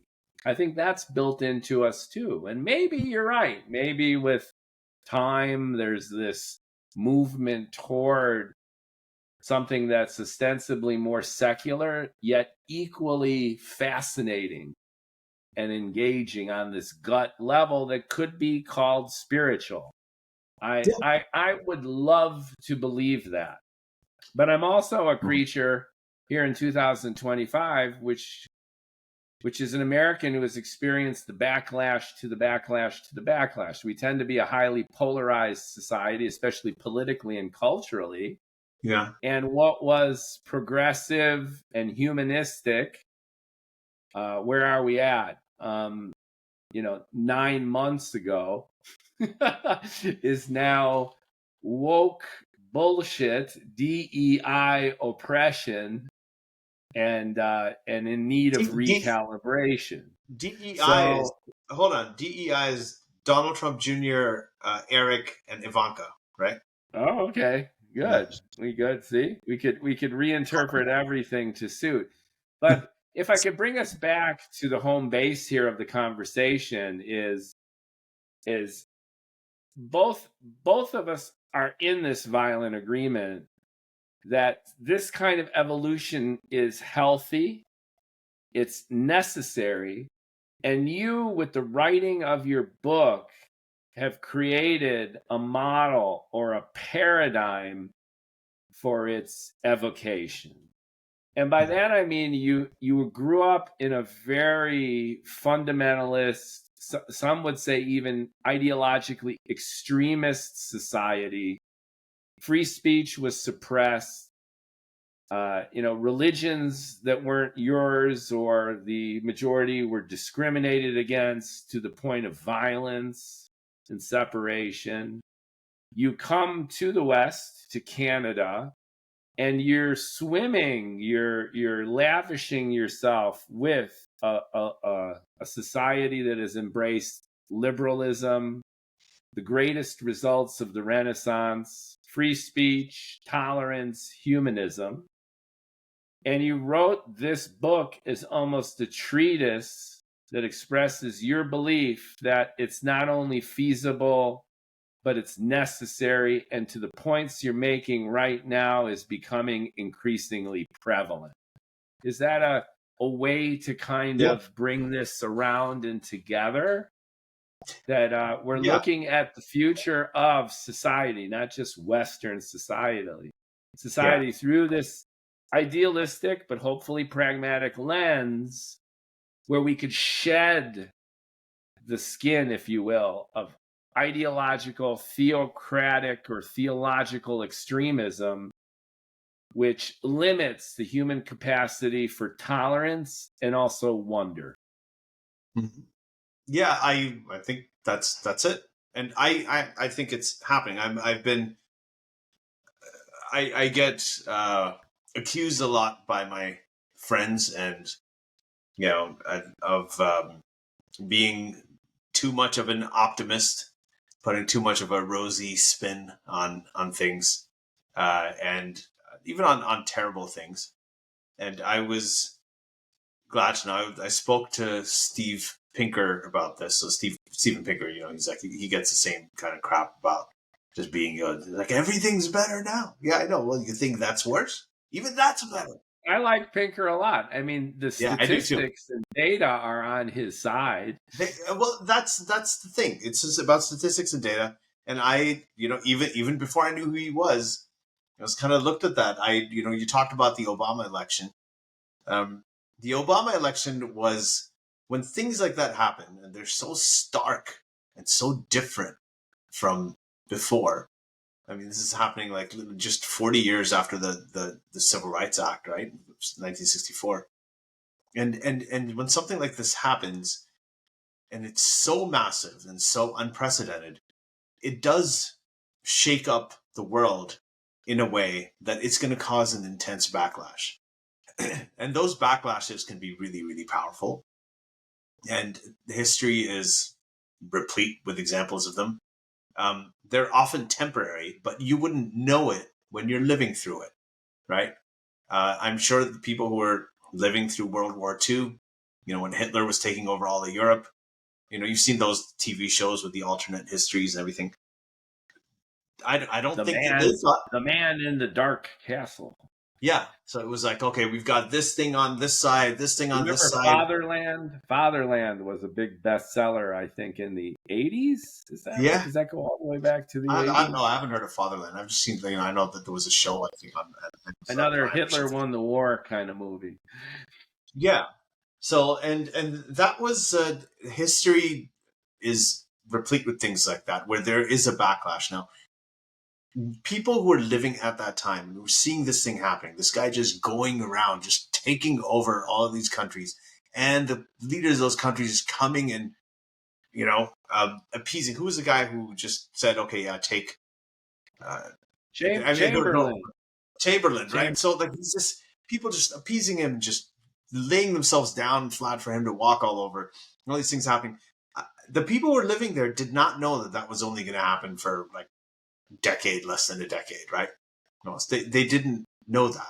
They didn't know that it was so temporary. It was devastating, extremely destructive, right? Millions and millions of people died, but it was still a backlash. And then the world moved on to another place, a better place, right? It's a similar kind of thing when you have a massive, massive change like what you had with the Obama election. And then you have a guy who says this guy wasn't even born here. Trump, 2012, his second term, was when he came out and started talking about the birtherism. Yeah, that was Trump's ticket to ride, the birtherism. Trump's entire political career is anchored in a racist lie. People forget that. He took the Tea Party, right, some of their basest beliefs, and just made them not just not just gave them the courage to voice it, but made them think that if they voice it, that it's more righteous, right? That they're fighting against something, which is similar to what sort of Hitler did in a way. So these are, and this is my spin on it. A lot of times when you see these intense backlashes, they're not regressions as much as they are sort of the symptoms of a world that's moving to a better place. There are going to be people going to drag it down. And what Steven Pinker told me, I asked him about that analogy between all these like sort of like MAGA right-wing people, the Christian Taliban that's now in the Supreme Court rolling back abortion rights and banning books and pretty much doing what the Islamic theocracy did. It's turning into that. There's a reason Jordan Peterson has such a massive following among Muslim men. Andrew Tate actually converted to the religion. Wonder why, right? Like you think, so that the right wing, we used to talk about the left's alignment with Muslims, now you have the rights alignment with actual Islamic doctrine, which is insane. You've got the trad wife culture and all this. Everybody's buying into it. So and it's happening mainstream. This is at the level of the highest institutions in the United States, right? And it's so you have this sort of, is this reaction? To talk to Stephen Pinker, I was like, is this the kind of reaction that jihadists are having too? Because jihadists are seeing this. They're seeing more and more of the youth connecting with other people around the world through the internet, becoming more and more secular, losing the faith. These old mullahs, right, who were big sort of thinkers and influencers in the world, they have entire episodes of how we're losing the Muslim youth to atheism. Okay, I have kids in the community. They go to mosques, they get little leaflets on how to argue against atheists. It's completely, to this day, I mean, it's happening now. Ex-Muslim culture has become like very sort of, it's a big topic in a lot of mosques. So what is this? What's happening here? And the jihadism, ISIS, they tried to recreate the time of the Prophet, like beheading people, setting them on fire, taking sex slaves, like all this. None of the extremist Islamic movements had really gone that far. Like that was really sort of just peak absolute barbarism and savagery, right? So in ways, you got, just to digress for a second, you need to, and I know this can be taken out of context, but I'm going to say it anyway. You got to almost admire ISIS for going for it. That they literally wanted a time capsule back to 635 AD and do all that stuff. To your point, behead people, set them on fire in the public, and then film it, and then use the technology of the age to disseminate their core beliefs. And but it didn't work. It didn't work in terms of stickiness. They were defeated. Yeah. There's still flashpoints of ISIS activity throughout the Middle East, but yeah, I call that the Mulga movement. The Mulga, that's make the Levant great again.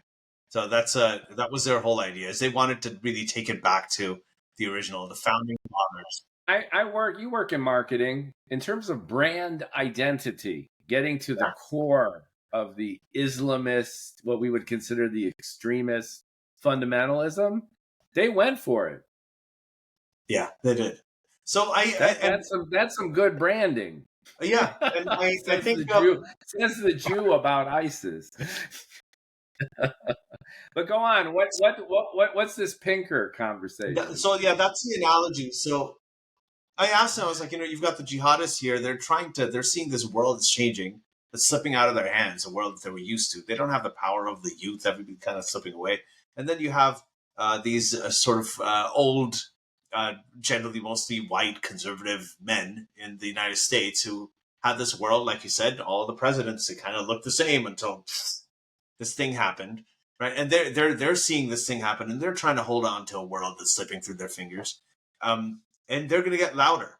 They may be a minority a lot of times, but they're going to be a powerful, involved minority that's going to get loud, because when you're dying, you scream the loudest. If you're living and you're chilling, you're fine. You're not going to make a lot of noise. But these people, even in the minority, they're going to make enough noise for people to hear them. And they're not going to go out easily. They're going to go out with a bang, but they will eventually go out. It's just not sustainable. That's not the way the world works. It never has. All these movements that have been sort of like dystopian, somehow, and I'm trying to find examples of where it lasted. I think, some examples of where it lasted a long time was maybe, the dark ages of Europe and, things like that. But ultimately... So you're basically agreeing with Pinker's Pollyanna view that we're all collectively... The data is on his side. Everything. When you look at... I agree with him too, but within the context of your conversation with him, you were reinforcing the veridicality of his POV. I asked him, I was like, do you think it's all of this stuff, the jihadist movements and the MAGA, or the MAGA movement, are these real movements, or are they just a backlash? Right? And he said, yeah, he's like, I believe that they're backlashes. He immediately said it. I think I have the clip somewhere. It was on video. It was on the Secular Jihadist podcast. So he's, I've always been on that view. I just see Game of Thrones and the Walk of Shame, and people say in the old days things were so innocent, they were so good. I'm like, That's right, but you would get raped if you left the house after 8 p.m. That was also New York progressive lefty Jews in support of Hamas who are engaged in, polyamory, and, they're experimenting with lesbianism, and they would last 5 minutes in Gaza, right? I mean, what the actual F, right? So there is that internal contradiction. I have a great Steven Pinker story I'll share for a second. So there was a fundraiser at Ideas Beyond Borders, our mutual pals advocacy group. And Pinker was there, and he had assembled a gaggle of enthusiasts around him. And it was prescient at the time. It's 2019 in the fall, and they're talking about artificial intelligence. And it's a big subject for Pinker because, in addition to a lot of these conversations and musings and books on culture and the future of humanity, he's a neuroscientist at Harvard, right? That's his pedigree. So he's had a long-standing, ongoing debate with Daniel Dennett, who is also a polyglot and engages in these cultural conversations. And Pinker's on the side of basically you can have a sentient machine, an AGI, devoid of intentionality. And Daniel Dennett is on the opposite side of that argument, saying that if there's no goal and there's no passion for a machine, then it would have no real rationality for doing what it does. That this idea of sentience, what we know of as human intelligence, is intimately involved with purpose. Yeah. So you had the gaggle of all these young guys, and I get to talk to Steven Pinker. So they're throwing all the lexicon at him, and they're quoting Schopenhauer and Max Tegmark and Marvin Minsky. Everyone's real smart around Steven Pinker. So I overhear them all talking, and then randomly and out of nowhere, I shout out, "Intentionality!" And Pinker stops. You know how he is with the big hair, and he's kind of quirky, a little spectrum-y, and he raises a finger. The whole group goes silent. He turns to me over his shoulder, and he goes, "No, you don't need it." And then he goes right. That's my fun Pinker story. But, where do you fall on that argument? You sound like you're more with Dennett. I'm with Daniel Dennett. I am too. Yeah. And that might be proven wrong by the success of the LLMs and even the reinforcement model of robotics. Mm-hmm. And we might have to reach the point too where the Turing test is already thrown into the garbage pretty much because ChatGPT-5 with an average human could chit chat with ChatGPT-5 for probably half hour before knowing that it's a bot. So I think actually Pinker might be right. I think an AGI might actually be a different kind of intelligence and a different species. And maybe it'd be doing all sorts of crazy stuff with no real purpose except to just kind of spin in its own complexity. Stephen Wolfram talks a lot about this, that these emergent complex systems start to obey their own rules and start doing their own crazy stuff. And it might not be intentionality the way Dennett described it and the way I used to believe. So the meter, the Dennett Pinker meter is, I think, starting to point to Pinker, actually, given what we're learning about. I'm going to disagree with that just based on something that I think Jeffrey Hinton said that kind of changed my view on this, or actually opened my eyes in a different way, or made me think about it a different way, where he talked about how, yes, the goals that you give to an AI are human. Like, you're the one who gives a goal. You're like, okay, like this example, I want to go on vacation. I want to see the Day of the Dead festival in Mexico this year. So can you go and book flights and, do all that, arrange that trip? And then you walk away. And then this agentic AI, then in order to achieve that goal, where the intentionality comes in is it has to create sub-goals. Okay. And the way it creates sub-goals, like, okay, well, I have to arrange for, this is what we're going to pack. This is what we're going to take. I got to book the taxi to the airport. And in order to create sub-goals to do that very, very efficiently, okay, you need to have control. as much control as you possibly can over the process to make it seamless and make it efficient.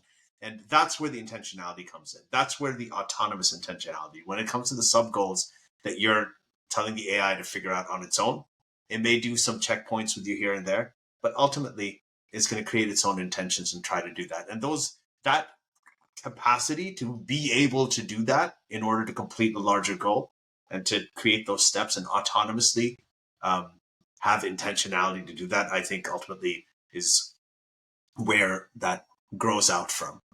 At least there's a risk of it growing out from there. That was the main argument of Jeffrey Hinton on this, which I think is, you may agree with it, you may not. There's counter arguments to it too, but it's definitely something to think about.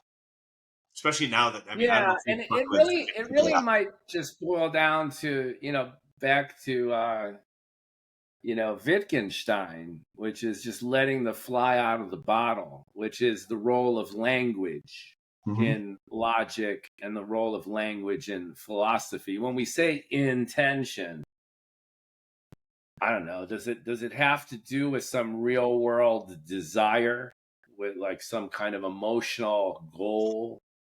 Yeah, I know. Or is this idea of intention much more ambiguous and capable of being realized in ways that we're not quite aware of because we're locked in our own implicit biases of being human, intentional language-based creatures? So I don't know, the jury's still out. I think we're further from AGI than most people think, partly for this reason. And again, I have to go back to Stephen Wolfram, who I like a lot, where everything is computational for Stephen Wolfram. He's the founding father of Mathematica, which is now almost redundant with the bots. I think that too. I think everything we know, I feel like we're getting to the point where we're realizing.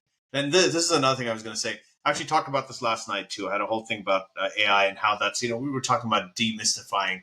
The more we've been able to demystify things, the more sort of abstract the concept of God has become, the more metaphorical the words of the Bible and the scriptures have become. It's just because the more we demystify things. And I think that with AI, one thing we've demystified is that the thing that we really thought, right, was completely beyond understanding, intelligence and maybe even consciousness, right? We've created at least intelligence, and we may even have created or will create consciousness, which may emerge from it, right? Depending on, it seems more and more like it is more emergent than fundamental. So not with the current LLM. No, we're not talking just about LLMs. It's not going to do it. You can't pre-train consciousness. You can't. Sure, you can't pre-train. Well, one of the problems is that we don't have a test for consciousness, right? It's the only thing that we all absolutely know exists because we experience it. It's also the only thing that's subjective, and you can never objectively prove in another person, right? But that was the goal of the Turing test. That was the goal of the Turing test. The goal of the Turing test was not. No, actually, it wasn't. So the goal of the Turing test was it was a test of intelligence, right? Of intelligence to articulate. It wasn't a test of consciousness. So, and I think that that's just nomenclature, but whatever. It's failed either way. You can have intelligence without consciousness. You can have consciousness without intelligence. I mean, you can have that. There's that's one of the things we're learning. I think AI has been able to tell us many things. So for the longest, right now we talk about how AIs why are machines so much like humans? But it's not really that. It's just that humans were just always machines. The way that AI works is not that much different than the human brain. It works with the same process. We've got synaptic plasticity. AIs use back propagation. Same thing, adjusting the strengths of the connections between neurons. Our brains do not rely on pre-trained models connected with matrix math probability distribution. Of course they do. Of course they do. We're trained on a vast data set called life. The very first time you walk. Everything analog. It's a little different. It's a different medium, right? But the process is the same. Like everything that you have in AI is just a digital. It's an in silico version of the in vivo that we have, right? It's a It's I don't think so, Ali. Not right now. You know, the way the brain is wired with the billions of neurons, the trillions. Oh yeah, interconnectivity. billions. It's 76. a neural network. It's an interconnected neural network, and when you layer in the NVIDIA chips with all the GPUs, they could be Blackwell all you want. It's a different paradigm than the brain. It's a different medium. It may actually be better. It may actually be smarter, and it can communicate I'm just information. going to call bullshit on that. You can't I call it. think It's like it doesn't. You may feel a certain way, but it's not like the only difference really, right? Is the fact that when you and I communicate, we can only communicate about like 150 bytes in a sentence, or no. 150 tokens. Once again, it's like there's a fundamental flaw in this one-to-one correspondence with the large language models and their system architectures and the entire GPT, generative pre-trained transformer model, and this gelatinous glob that's in between the ears of my bald head. We're not even in the same. We're not playing the same game. It's not the same sport. It's not the same league, to quote Pulp Fiction. Why? It just isn't. You know, we could go into that why? in a separate. What? We could go into that in a separate podcast. Okay. But we're not even near there yet. And the challenges with AGI. I agree that we're not the there challenges yet. with AGI fundamentally is that the system architecture of these large language models with their reinforcement learning models, that's not what our brains do. I mean, it does some of this stuff, but they're closer even to the reinforcement models of robotic systems, and a hybrid between the two is probably what will trigger this AGI. But we're a really long way from anything close to that. You know that it's a lot of this is really based on, you know, predicting the future. Some people, we don't even have a definition of what AGI is. I mean, the first time I talked to ChatGPT, when I talked to it yesterday to do a complete, just having all kinds of conversations with it, and it just feels like sometimes it feels like, well, is this AGI? Maybe, you know, 10 years ago, if someone had showed me that this is what the future was going to be, I would have totally believed, oh my God, this is beyond AGI. Ray Kurzweil was right? But it's a matter of right now, we have bulldozed, absolutely destroyed and flattened the Turing test and left it far behind. But people still like, well, you know, I don't know. It doesn't really do this. It doesn't do that. Like we're going to agree to disagree. I think one. Yeah, I'm seeing almost zero creativity, and it's great. It's great at using its matrix math to glue together tokens with probability distributions that correspond to predetermined weighting to create an output related to my prompt. It does an awesome sauce job, but there's no ghost in the machine. There's no sense of self, and there isn't even the hint. You use the term scintilla. There isn't even the scintilla of what we would consider consciousness, self-awareness, or any of those qualities in any of the LLMs right now. I am going to come right out here, Mark. Z fucking row. It's a machine. It's a really, really, really good machine with unbelievable, untold billions of processing hours to crank this shit out. But it is. Do you have a pet? I don't remember if you have a cat or a dog. No, I don't. I'm allergic to it. I had a cat, and my cat was about 100 times smarter. That's Jan LeCun's idea. Than Chat GPT 5.0.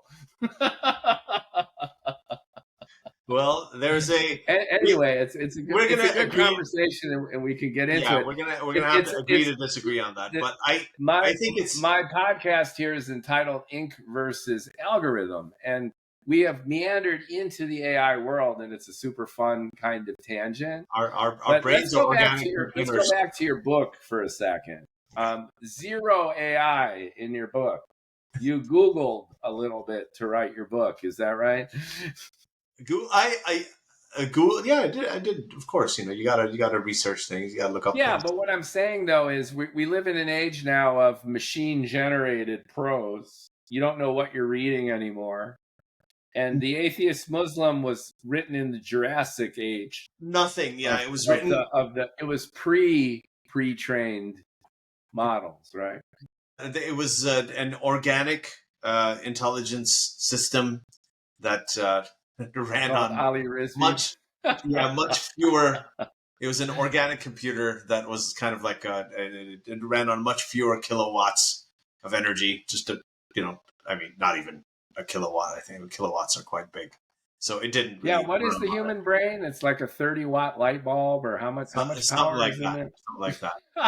And these data centers, 5 kilowatts is, let's put it like a nuclear power plant is around 1.5 kilowatts. A dam, like a big dam. Do you mean gigawatt? Sorry, gigawatts. Yeah, sorry. What am I saying? Kilowatts. Yeah. Yeah, our brains run on kilowatts. That's brain fart. Hallucination. That was a hallucination.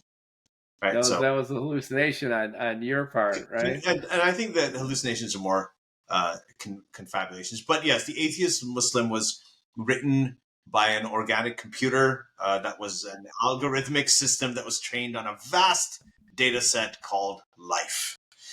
Yeah. And now, given the lived experiences that you've had since writing and distributing that book, you mentioned a good idea for a sequel, which is how to make secularism sexy. And if you take that, you got to give me at least some residuals or a little Mookie, thank you for that. But if you would write a new introduction to the Atheist Muslim, in addition to a lot of what we've shared on this podcast, what would you highlight? Like the world then, the world now. And if someone picks up the Atheist Muslim now, I mean, I haven't read it since you released it, and I think I wrote a flattering review, which was genuine. I didn't just blow smoke up your ass. It was a great book.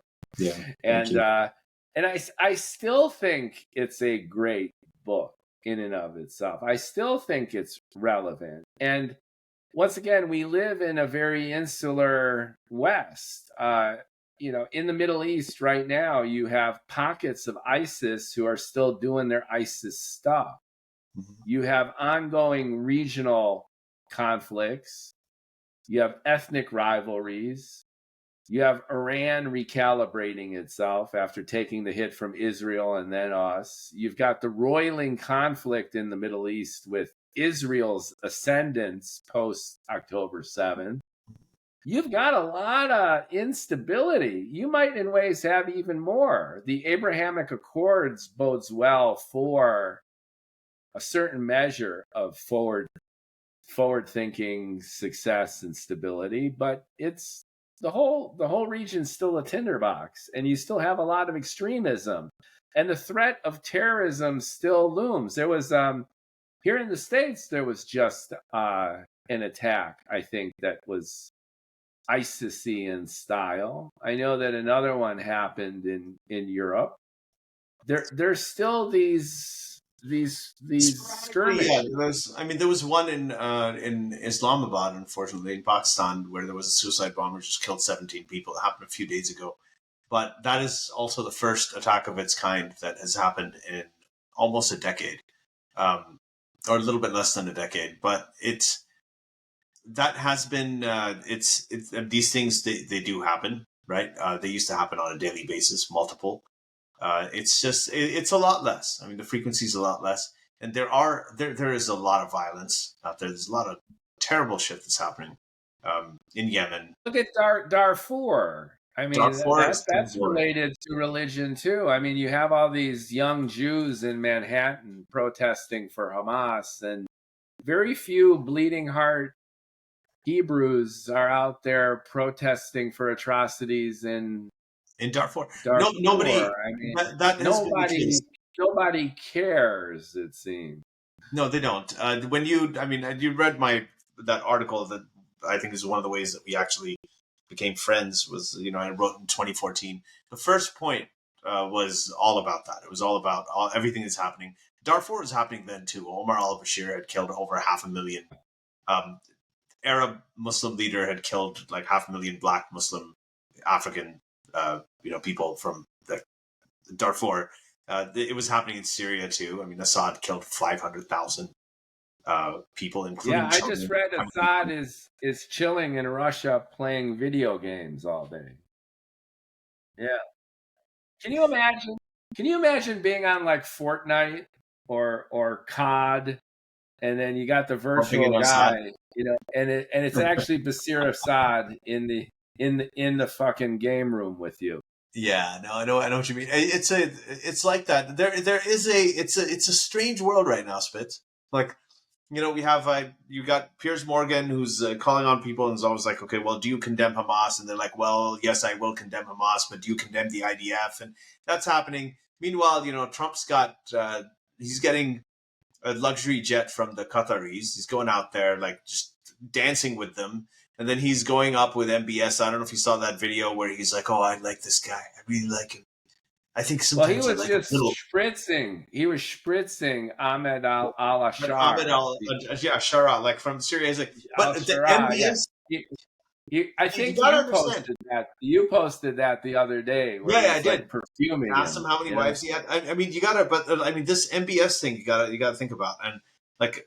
It's a complicated thing. Saudi Arabia is a very different place now, and it's, I think, probably changing for the better. But MBS, this is a guy, he went there, he talked to him, he's like, I love this guy. I like him a little bit too much. His son-in-law is like besties with MBS. And MBS is sitting there, he's like, oh, thank you, yeah, I love you too. And this is not something that happened with Trump and Netanyahu. He didn't go there and say, oh, I love this guy so much. Netanyahu's been a pain in his ass. Nobody likes him. Yeah, I know. But he's fawning over MBS, but yeah, I remember MBS is the guy, like in 2018, just 7 years ago, I think it was 7 years ago, killed, brutally dismembered to background music in the Saudi embassy in Turkey, an American Washington Post journalist. Okay, this is the guy. Yeah, but I mean, he didn't see it that way. He was this dissident guy who couldn't shut the hell up and mind his own business. We're not. Listen, that's what everybody thinks of political. All dictators think that of political journalism. That's a non-point, Spitz. But the point is that's what he did. Trump goes in and he's like fawning over him. There's a Qatari. Qataris are the people who are responsible for the power of Hamas. Reason they have all their funding and everything. They've negotiated all this stuff. So, and the only time that this happens, the only time that the ceasefire and all this shit and the peace agreement starts happening is when Netanyahu hits Doha. He hits Doha, and then suddenly the Qataris call up Trump. He's like, we just gave you a fucking luxury jet. You can call this guy and tell him to stop doing this shit. And he calls up Netanyahu. He's like, we got to have a ceasefire. He doesn't call him up. Netanyahu is sitting there in the Oval Office, and Trump hands him the telephone. Here, that's the emir. You say you're sorry. You're sorry to the... Apologize. that was my favorite moment of the decade. Are you serious? Like he did just hand him the phone? Like you didn't see that? No, I didn't. He goes, I got the emir from Qatar here, and Bibi wants to talk to you. He has something to say to you. This footage of this? Yeah. And then he hands him the phone, and Bibi says, I'm sorry for bombing you, and we promise never to do that again. And then Trump takes back the phone, and he's like, it's fucking unbelievable. You're serious? That's actually on. Jesus Christ. Okay, I didn't know. I missed that. But so then, Trump says, you're going to, Bibi is here. He wants to talk to you. And is anybody going to call up? Is Piers Morgan? Oh my God, that's the best ever. Can you imagine fucking Biden doing that? Biden having the balls to do that. I actually love that. I just got some respect for Trump right now. But the thing is, you call. I mean, is anybody going to ask Trump? Hey, listen, do you condemn Hamas? It's out of their main protectors and their main funders. You just took this jet. Okay, you have been like, these are the people who have been negotiating, like, and funding and get transferring like money to Hamas, like in a proper way. Like, are you going to do that? Like, there's no it's a bizarre fucking world right Well, now. once again, it's the fodder for conspiracy theories going back to the caves. You know, when they had conspiracy theories in Neanderthal times, and you know they talked about this stuff.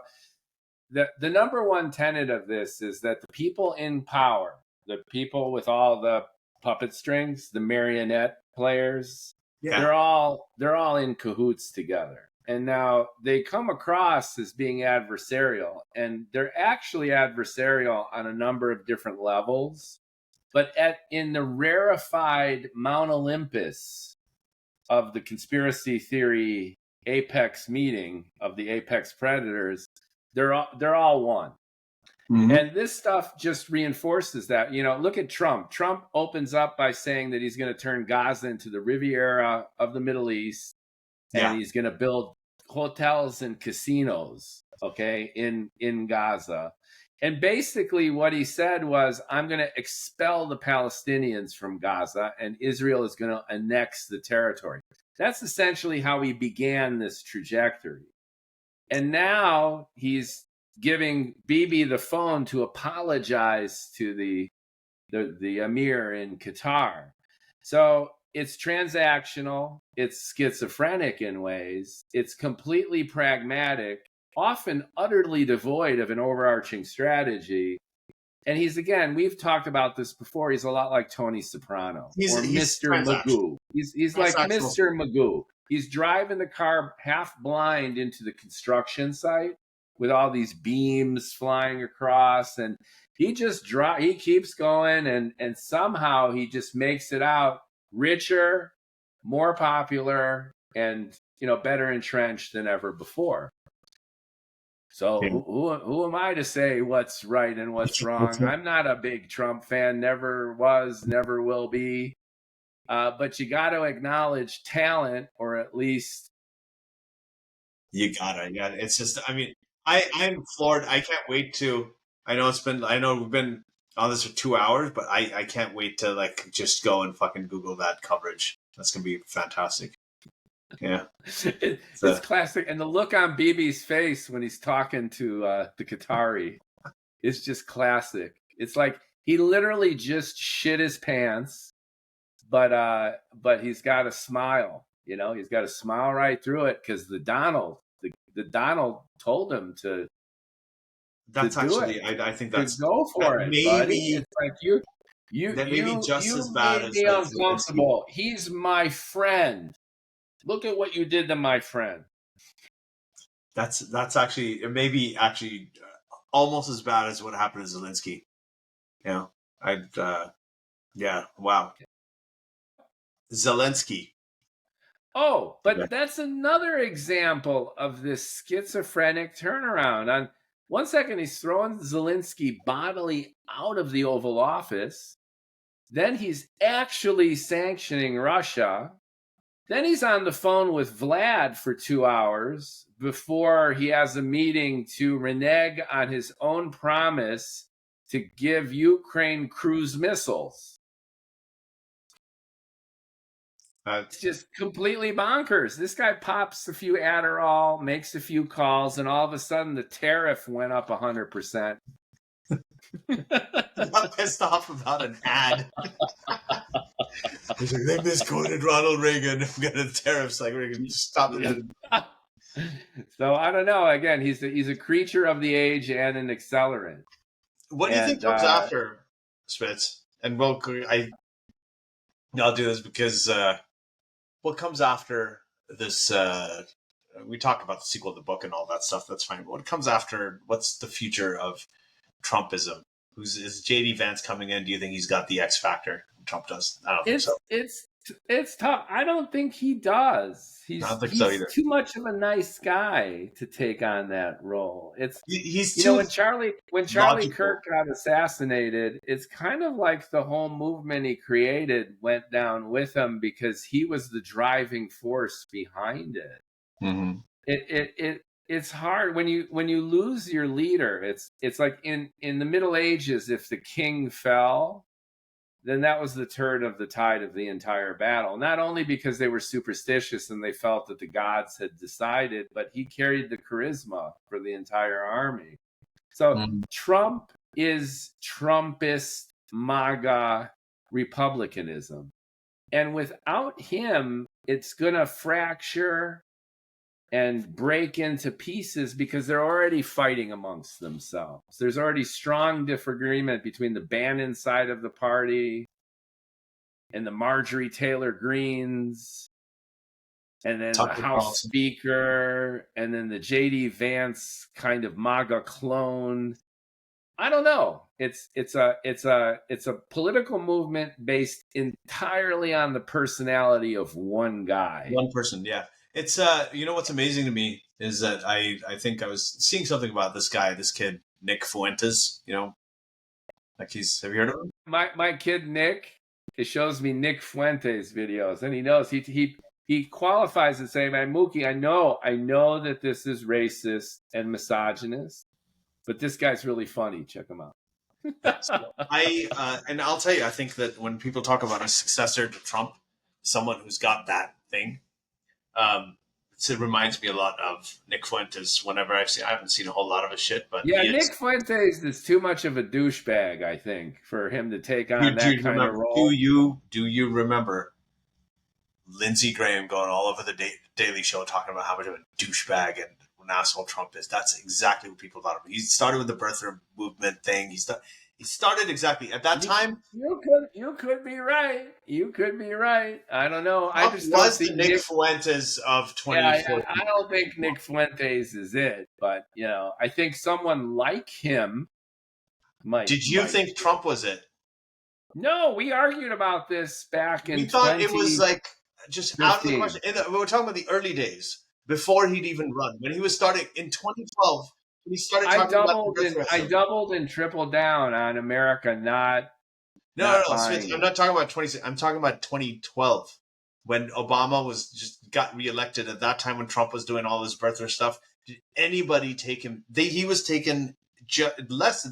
Nick Fuentes has more followers and more influence right now than Trump did back then. He was seen as more of a fucking. I'm disagreeing with you now about Nick Fuentes in particular, but I disagreed with you in 2015 about Trump. So I'm saying I don't know. I really want you to be right. Things have happened. Yeah, America the beautiful, baby. Our education system sucks, and we just seem to be getting even dumber. Dumb. I know it sounds condescending, but I'm on TikTok almost every day, and you should see the comments I get. And it's not just, I don't take it personally. I look at it as like an experiment in understanding my people, but there's no depth, there's no nuance. They can't get through 10 seconds in a reel without getting triggered. I will defend humanity at this point by saying that is a little bit of an illusion. This has been throughout. Back in the day, the reason that you had letters to the editor and you had an editor who would curate the letters and say, okay, these 90 fucking idiots, I'm not going to publish this, but these letters I'm going to publish. So that's what used to happen pre-internet. And then remember when the internet, like when it first came out and you had the CNN websites, all the news sites had comment sections? Do you remember that? Do you remember those days when you could comment on a fucking CNN article and then they got rid of that? Do you know why they got rid of it? Yeah, that's the way they got it. Even New York Times has gotten rid of a lot of its comment sections on news stories is because they just couldn't take this is just making everything just outright stupider. So I think that has been an issue right from the beginning of time. It's just that everybody has an account. Everybody has an account. Everyone's got a megaphone, but this going back to AI is making people even more stupid. And then the reason is unless you're already got some sense, because then you use it as a tool, and then it can make you smarter. I think I've gotten smarter thanks to AI because I think that too. it helps me research like a motherfucker. It's a When I was strategic writing my thinking partner. science fiction book, I did some deep shit with regard to artificial intelligence, emergent complexity, sentience, Boltzmann brains, faster than light star travel, and what I could do that would normally take me a week with Google, I could do in a couple hours with it's the same thing here. I think it's phenomenal. I loved it.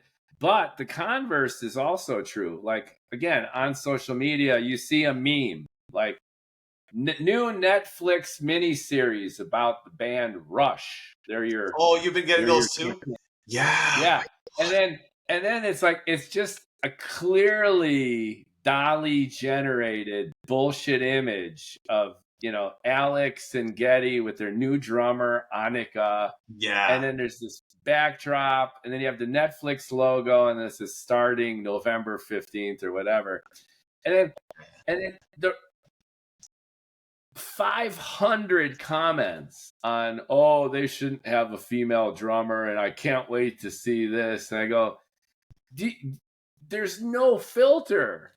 People believe everything. In 2025, you just show them something, and then they just go off. I went to Metallica show, and after I came back from Metallica show, for the next week or two, I was getting all these James Hetfield posts about, and then Charlie Kirk died.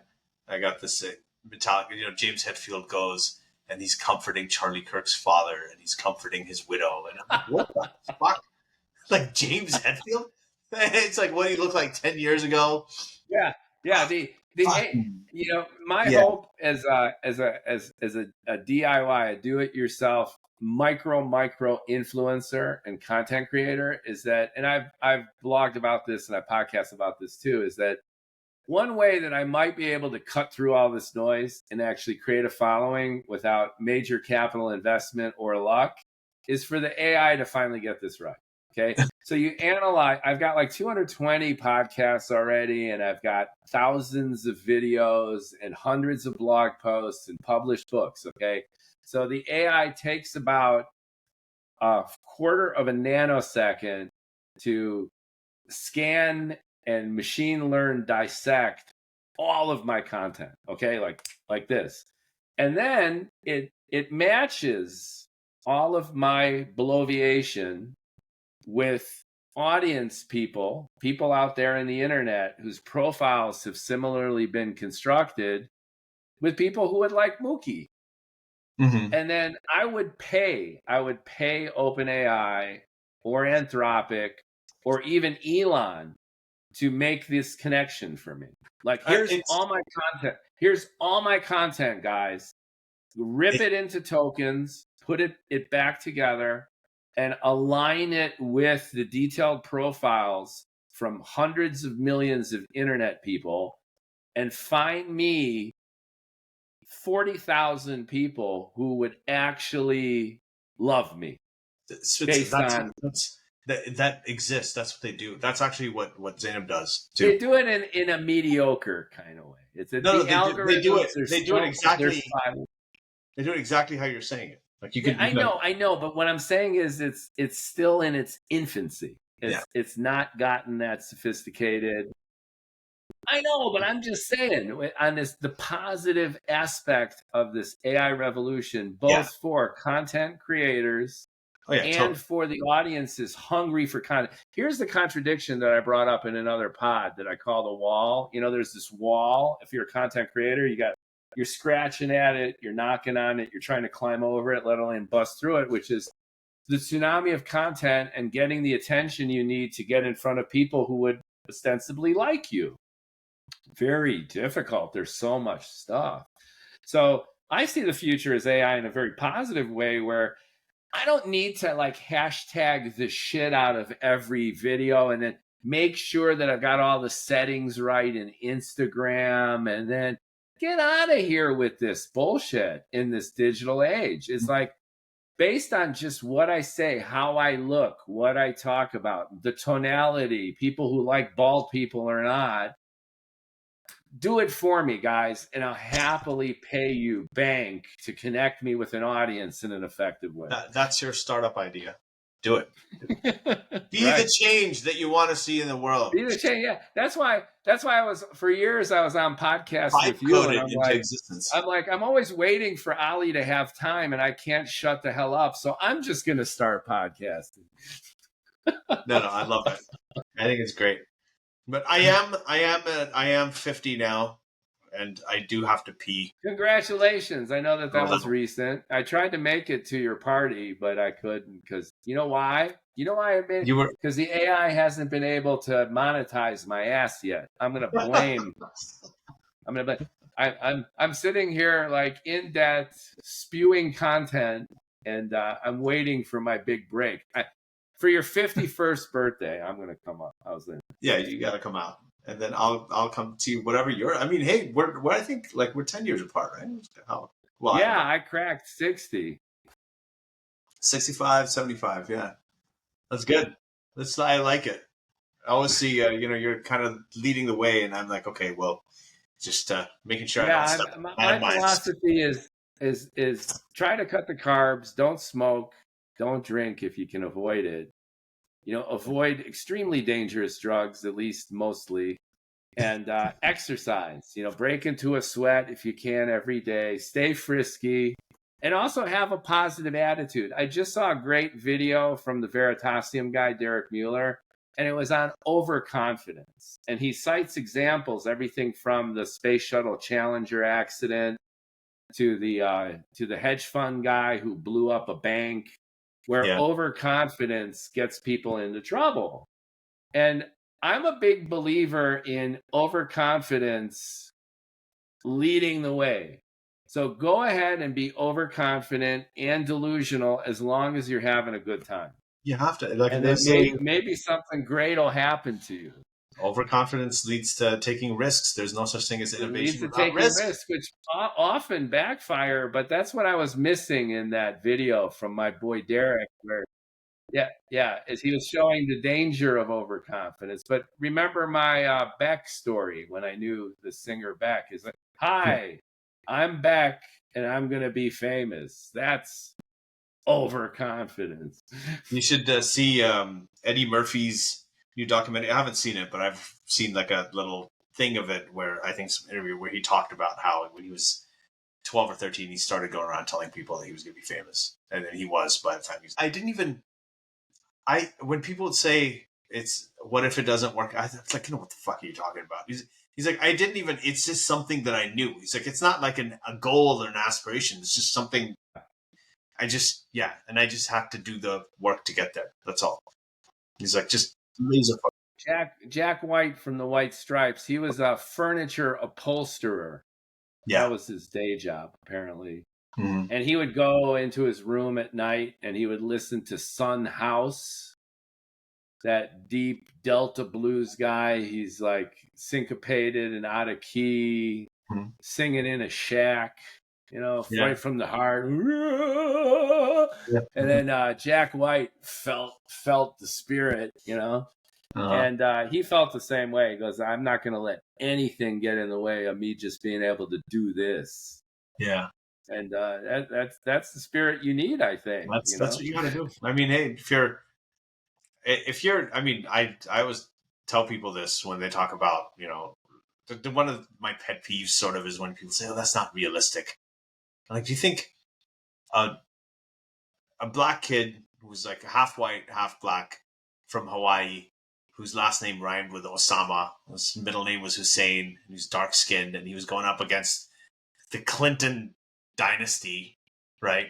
He's like, hey, maybe I can fucking win. But no, that's not real. How many people told him that's not realistic? It's just, nothing is realistic until it becomes real.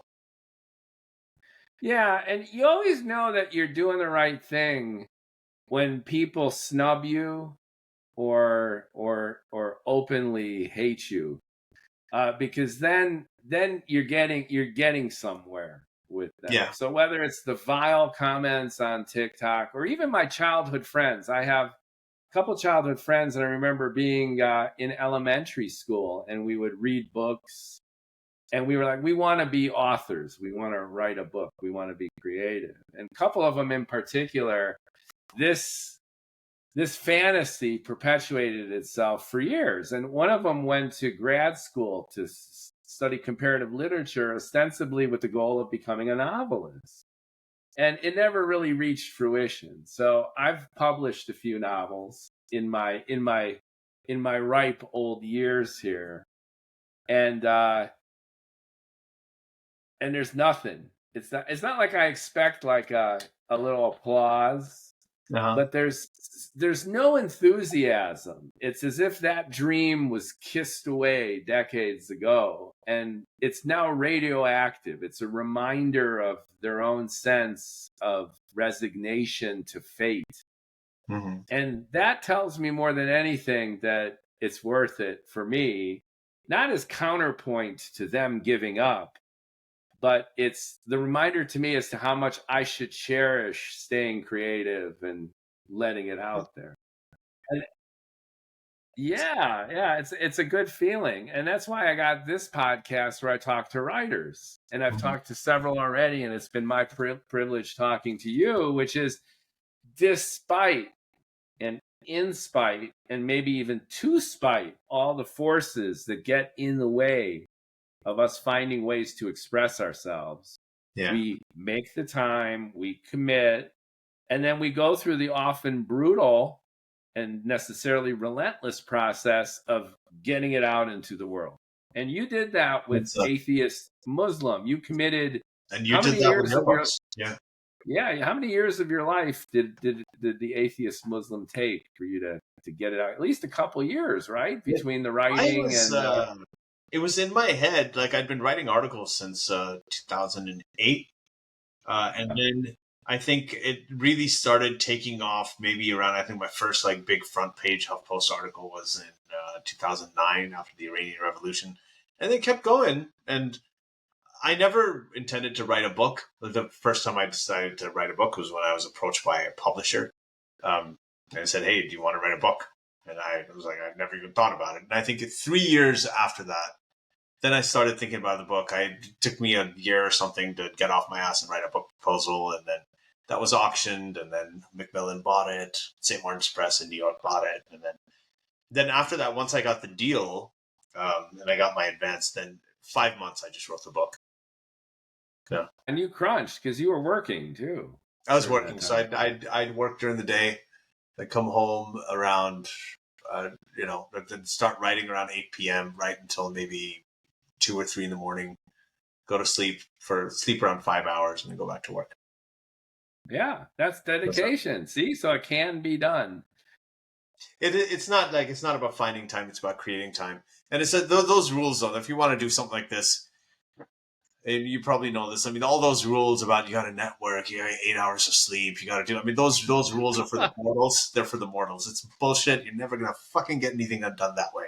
You need to, getting up and doing your little, Buddha session and your guru cult. You do that once you've become CEO and you're worth $1 billion. I mean, you're not gonna, when you're actually working at it. Those rules about good sleep, good diet, all that stuff. You got to do what you got to do, and just it's not going to be healthy. So now I've talked to many people. I've talked to a lot of people in that phase. They all agree with this. So like all this bullshit about, go out and network, meet people, do this, do that. These are the things you got, all the LinkedIn crap, you see, I'm happy to announce that I've just taken a shit, and then everyone's like, oh, that's wonderful. That's great. I took one yesterday and it was just 100%. Yeah. It's just this just stupid, like universal that just don't, it's like reading, those blogs about what women want, especially when they're written by women.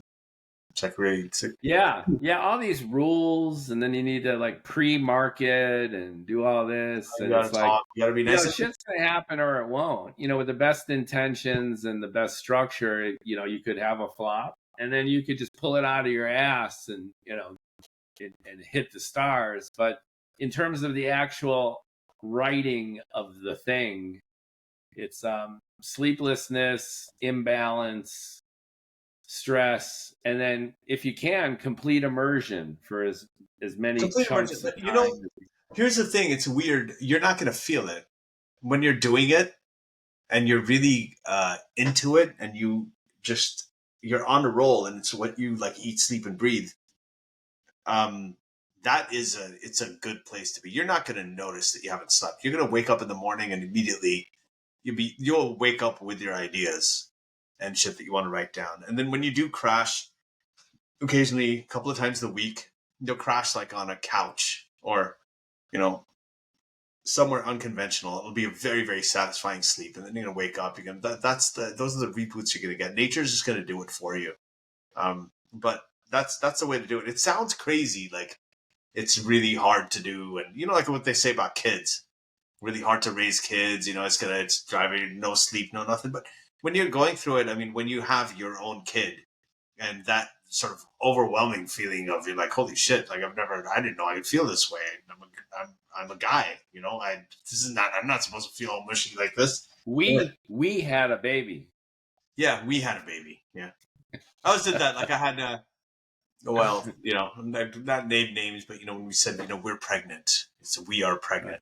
I'm like, okay, right. Well, when you're going through labor, it's like, hey, it's okay, we're going through labor. Say that to your wife and see if she wants to, do the thing then. But it is different. There's a lot of things you kind of realize. There's so much. Nutrition's one of them.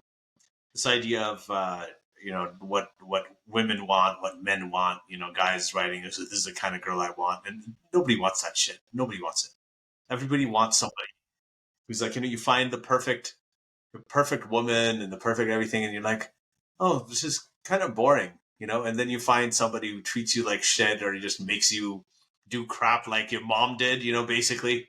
It makes you feel like, oh, this is familiar. Yeah, I feel like that's it enlivens you. Nobody's looking for the right thing, the right person. Everybody's looking for something that's familiar, that feels like home, as in all of its glorious fucking dysfunction.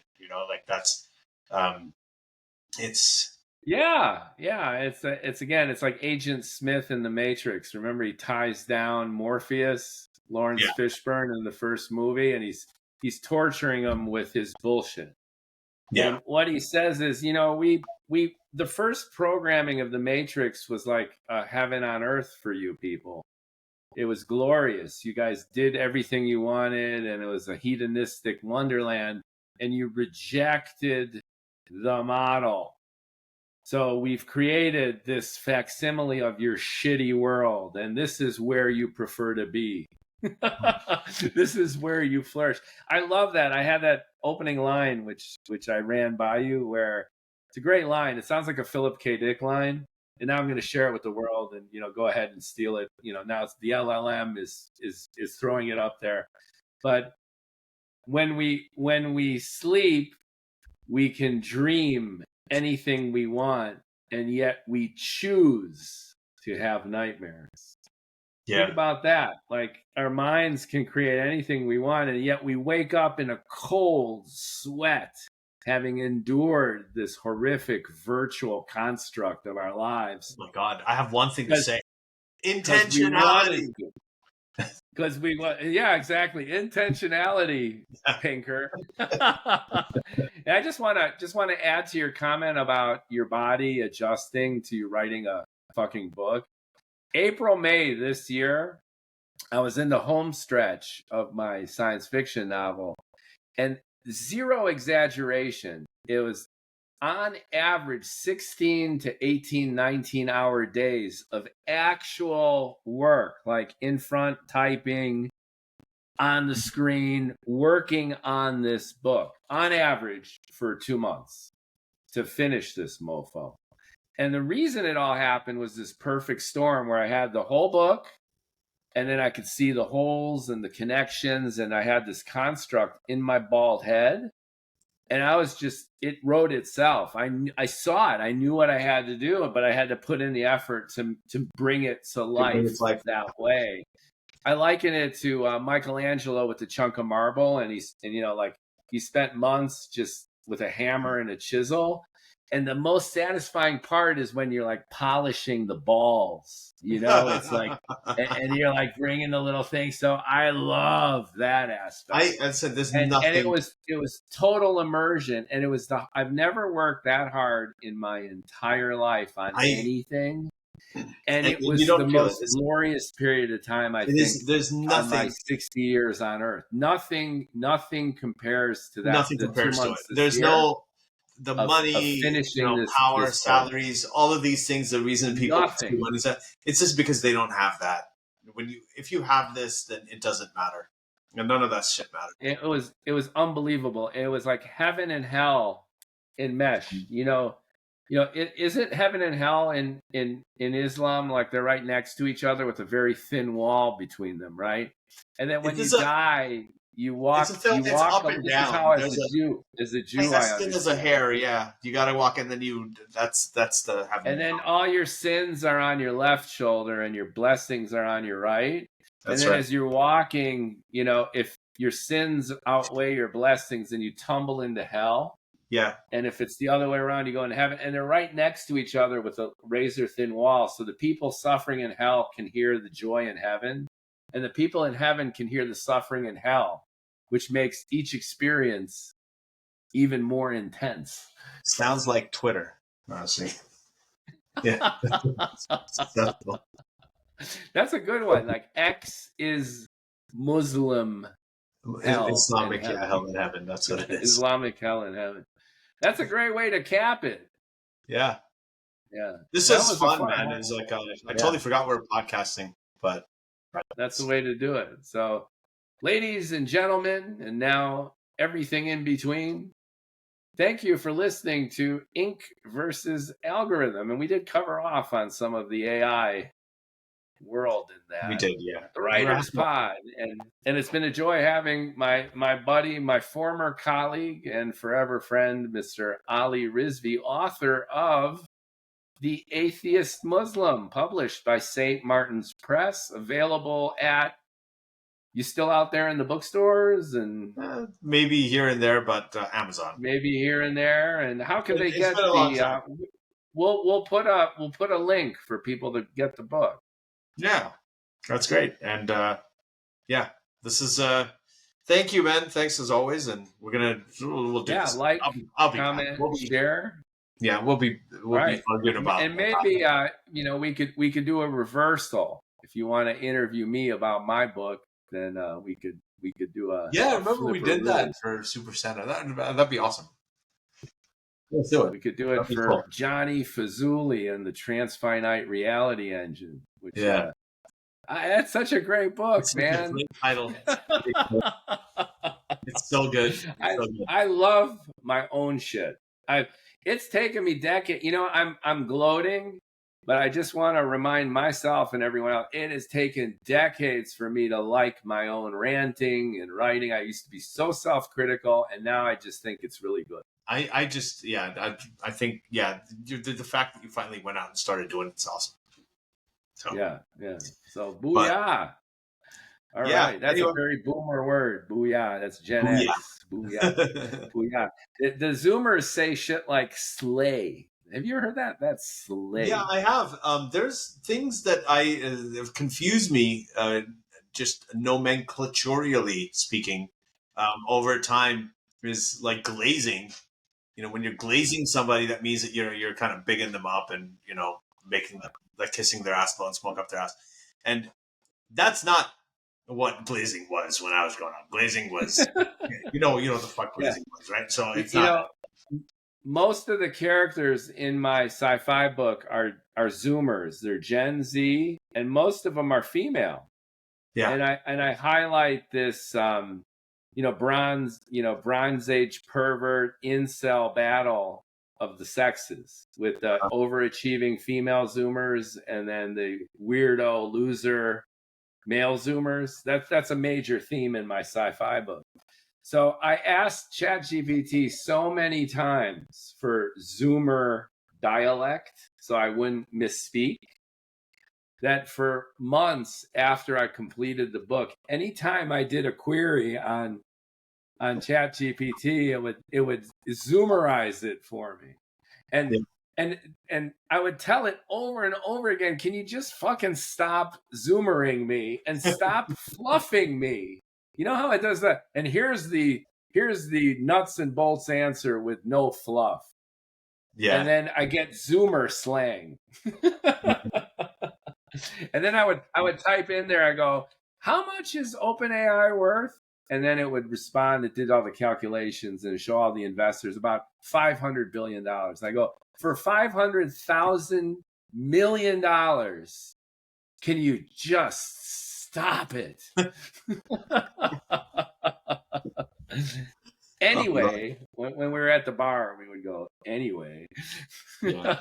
There's one more thing just about this this slang stuff is when you remember what the hashtag was when we were growing up. What was the hashtag? It wasn't hashtag. It was on the phone. What'd you call that? Oh yeah, it was the it was an asterisk, wasn't it? It was an asterisk that was star, and then what was the other key called? Like enter your number and then hit pound. It was called pound. So I grew up thinking hashtag was pound. So right. So I haven't heard that term in years. I know. Hit the pound key. I still hear it. Like they still have it. Like, they hit the pound key. Imagine my confusion when hashtag Me Too showed up, right? And I'm like, what? What the fuck are they talking about?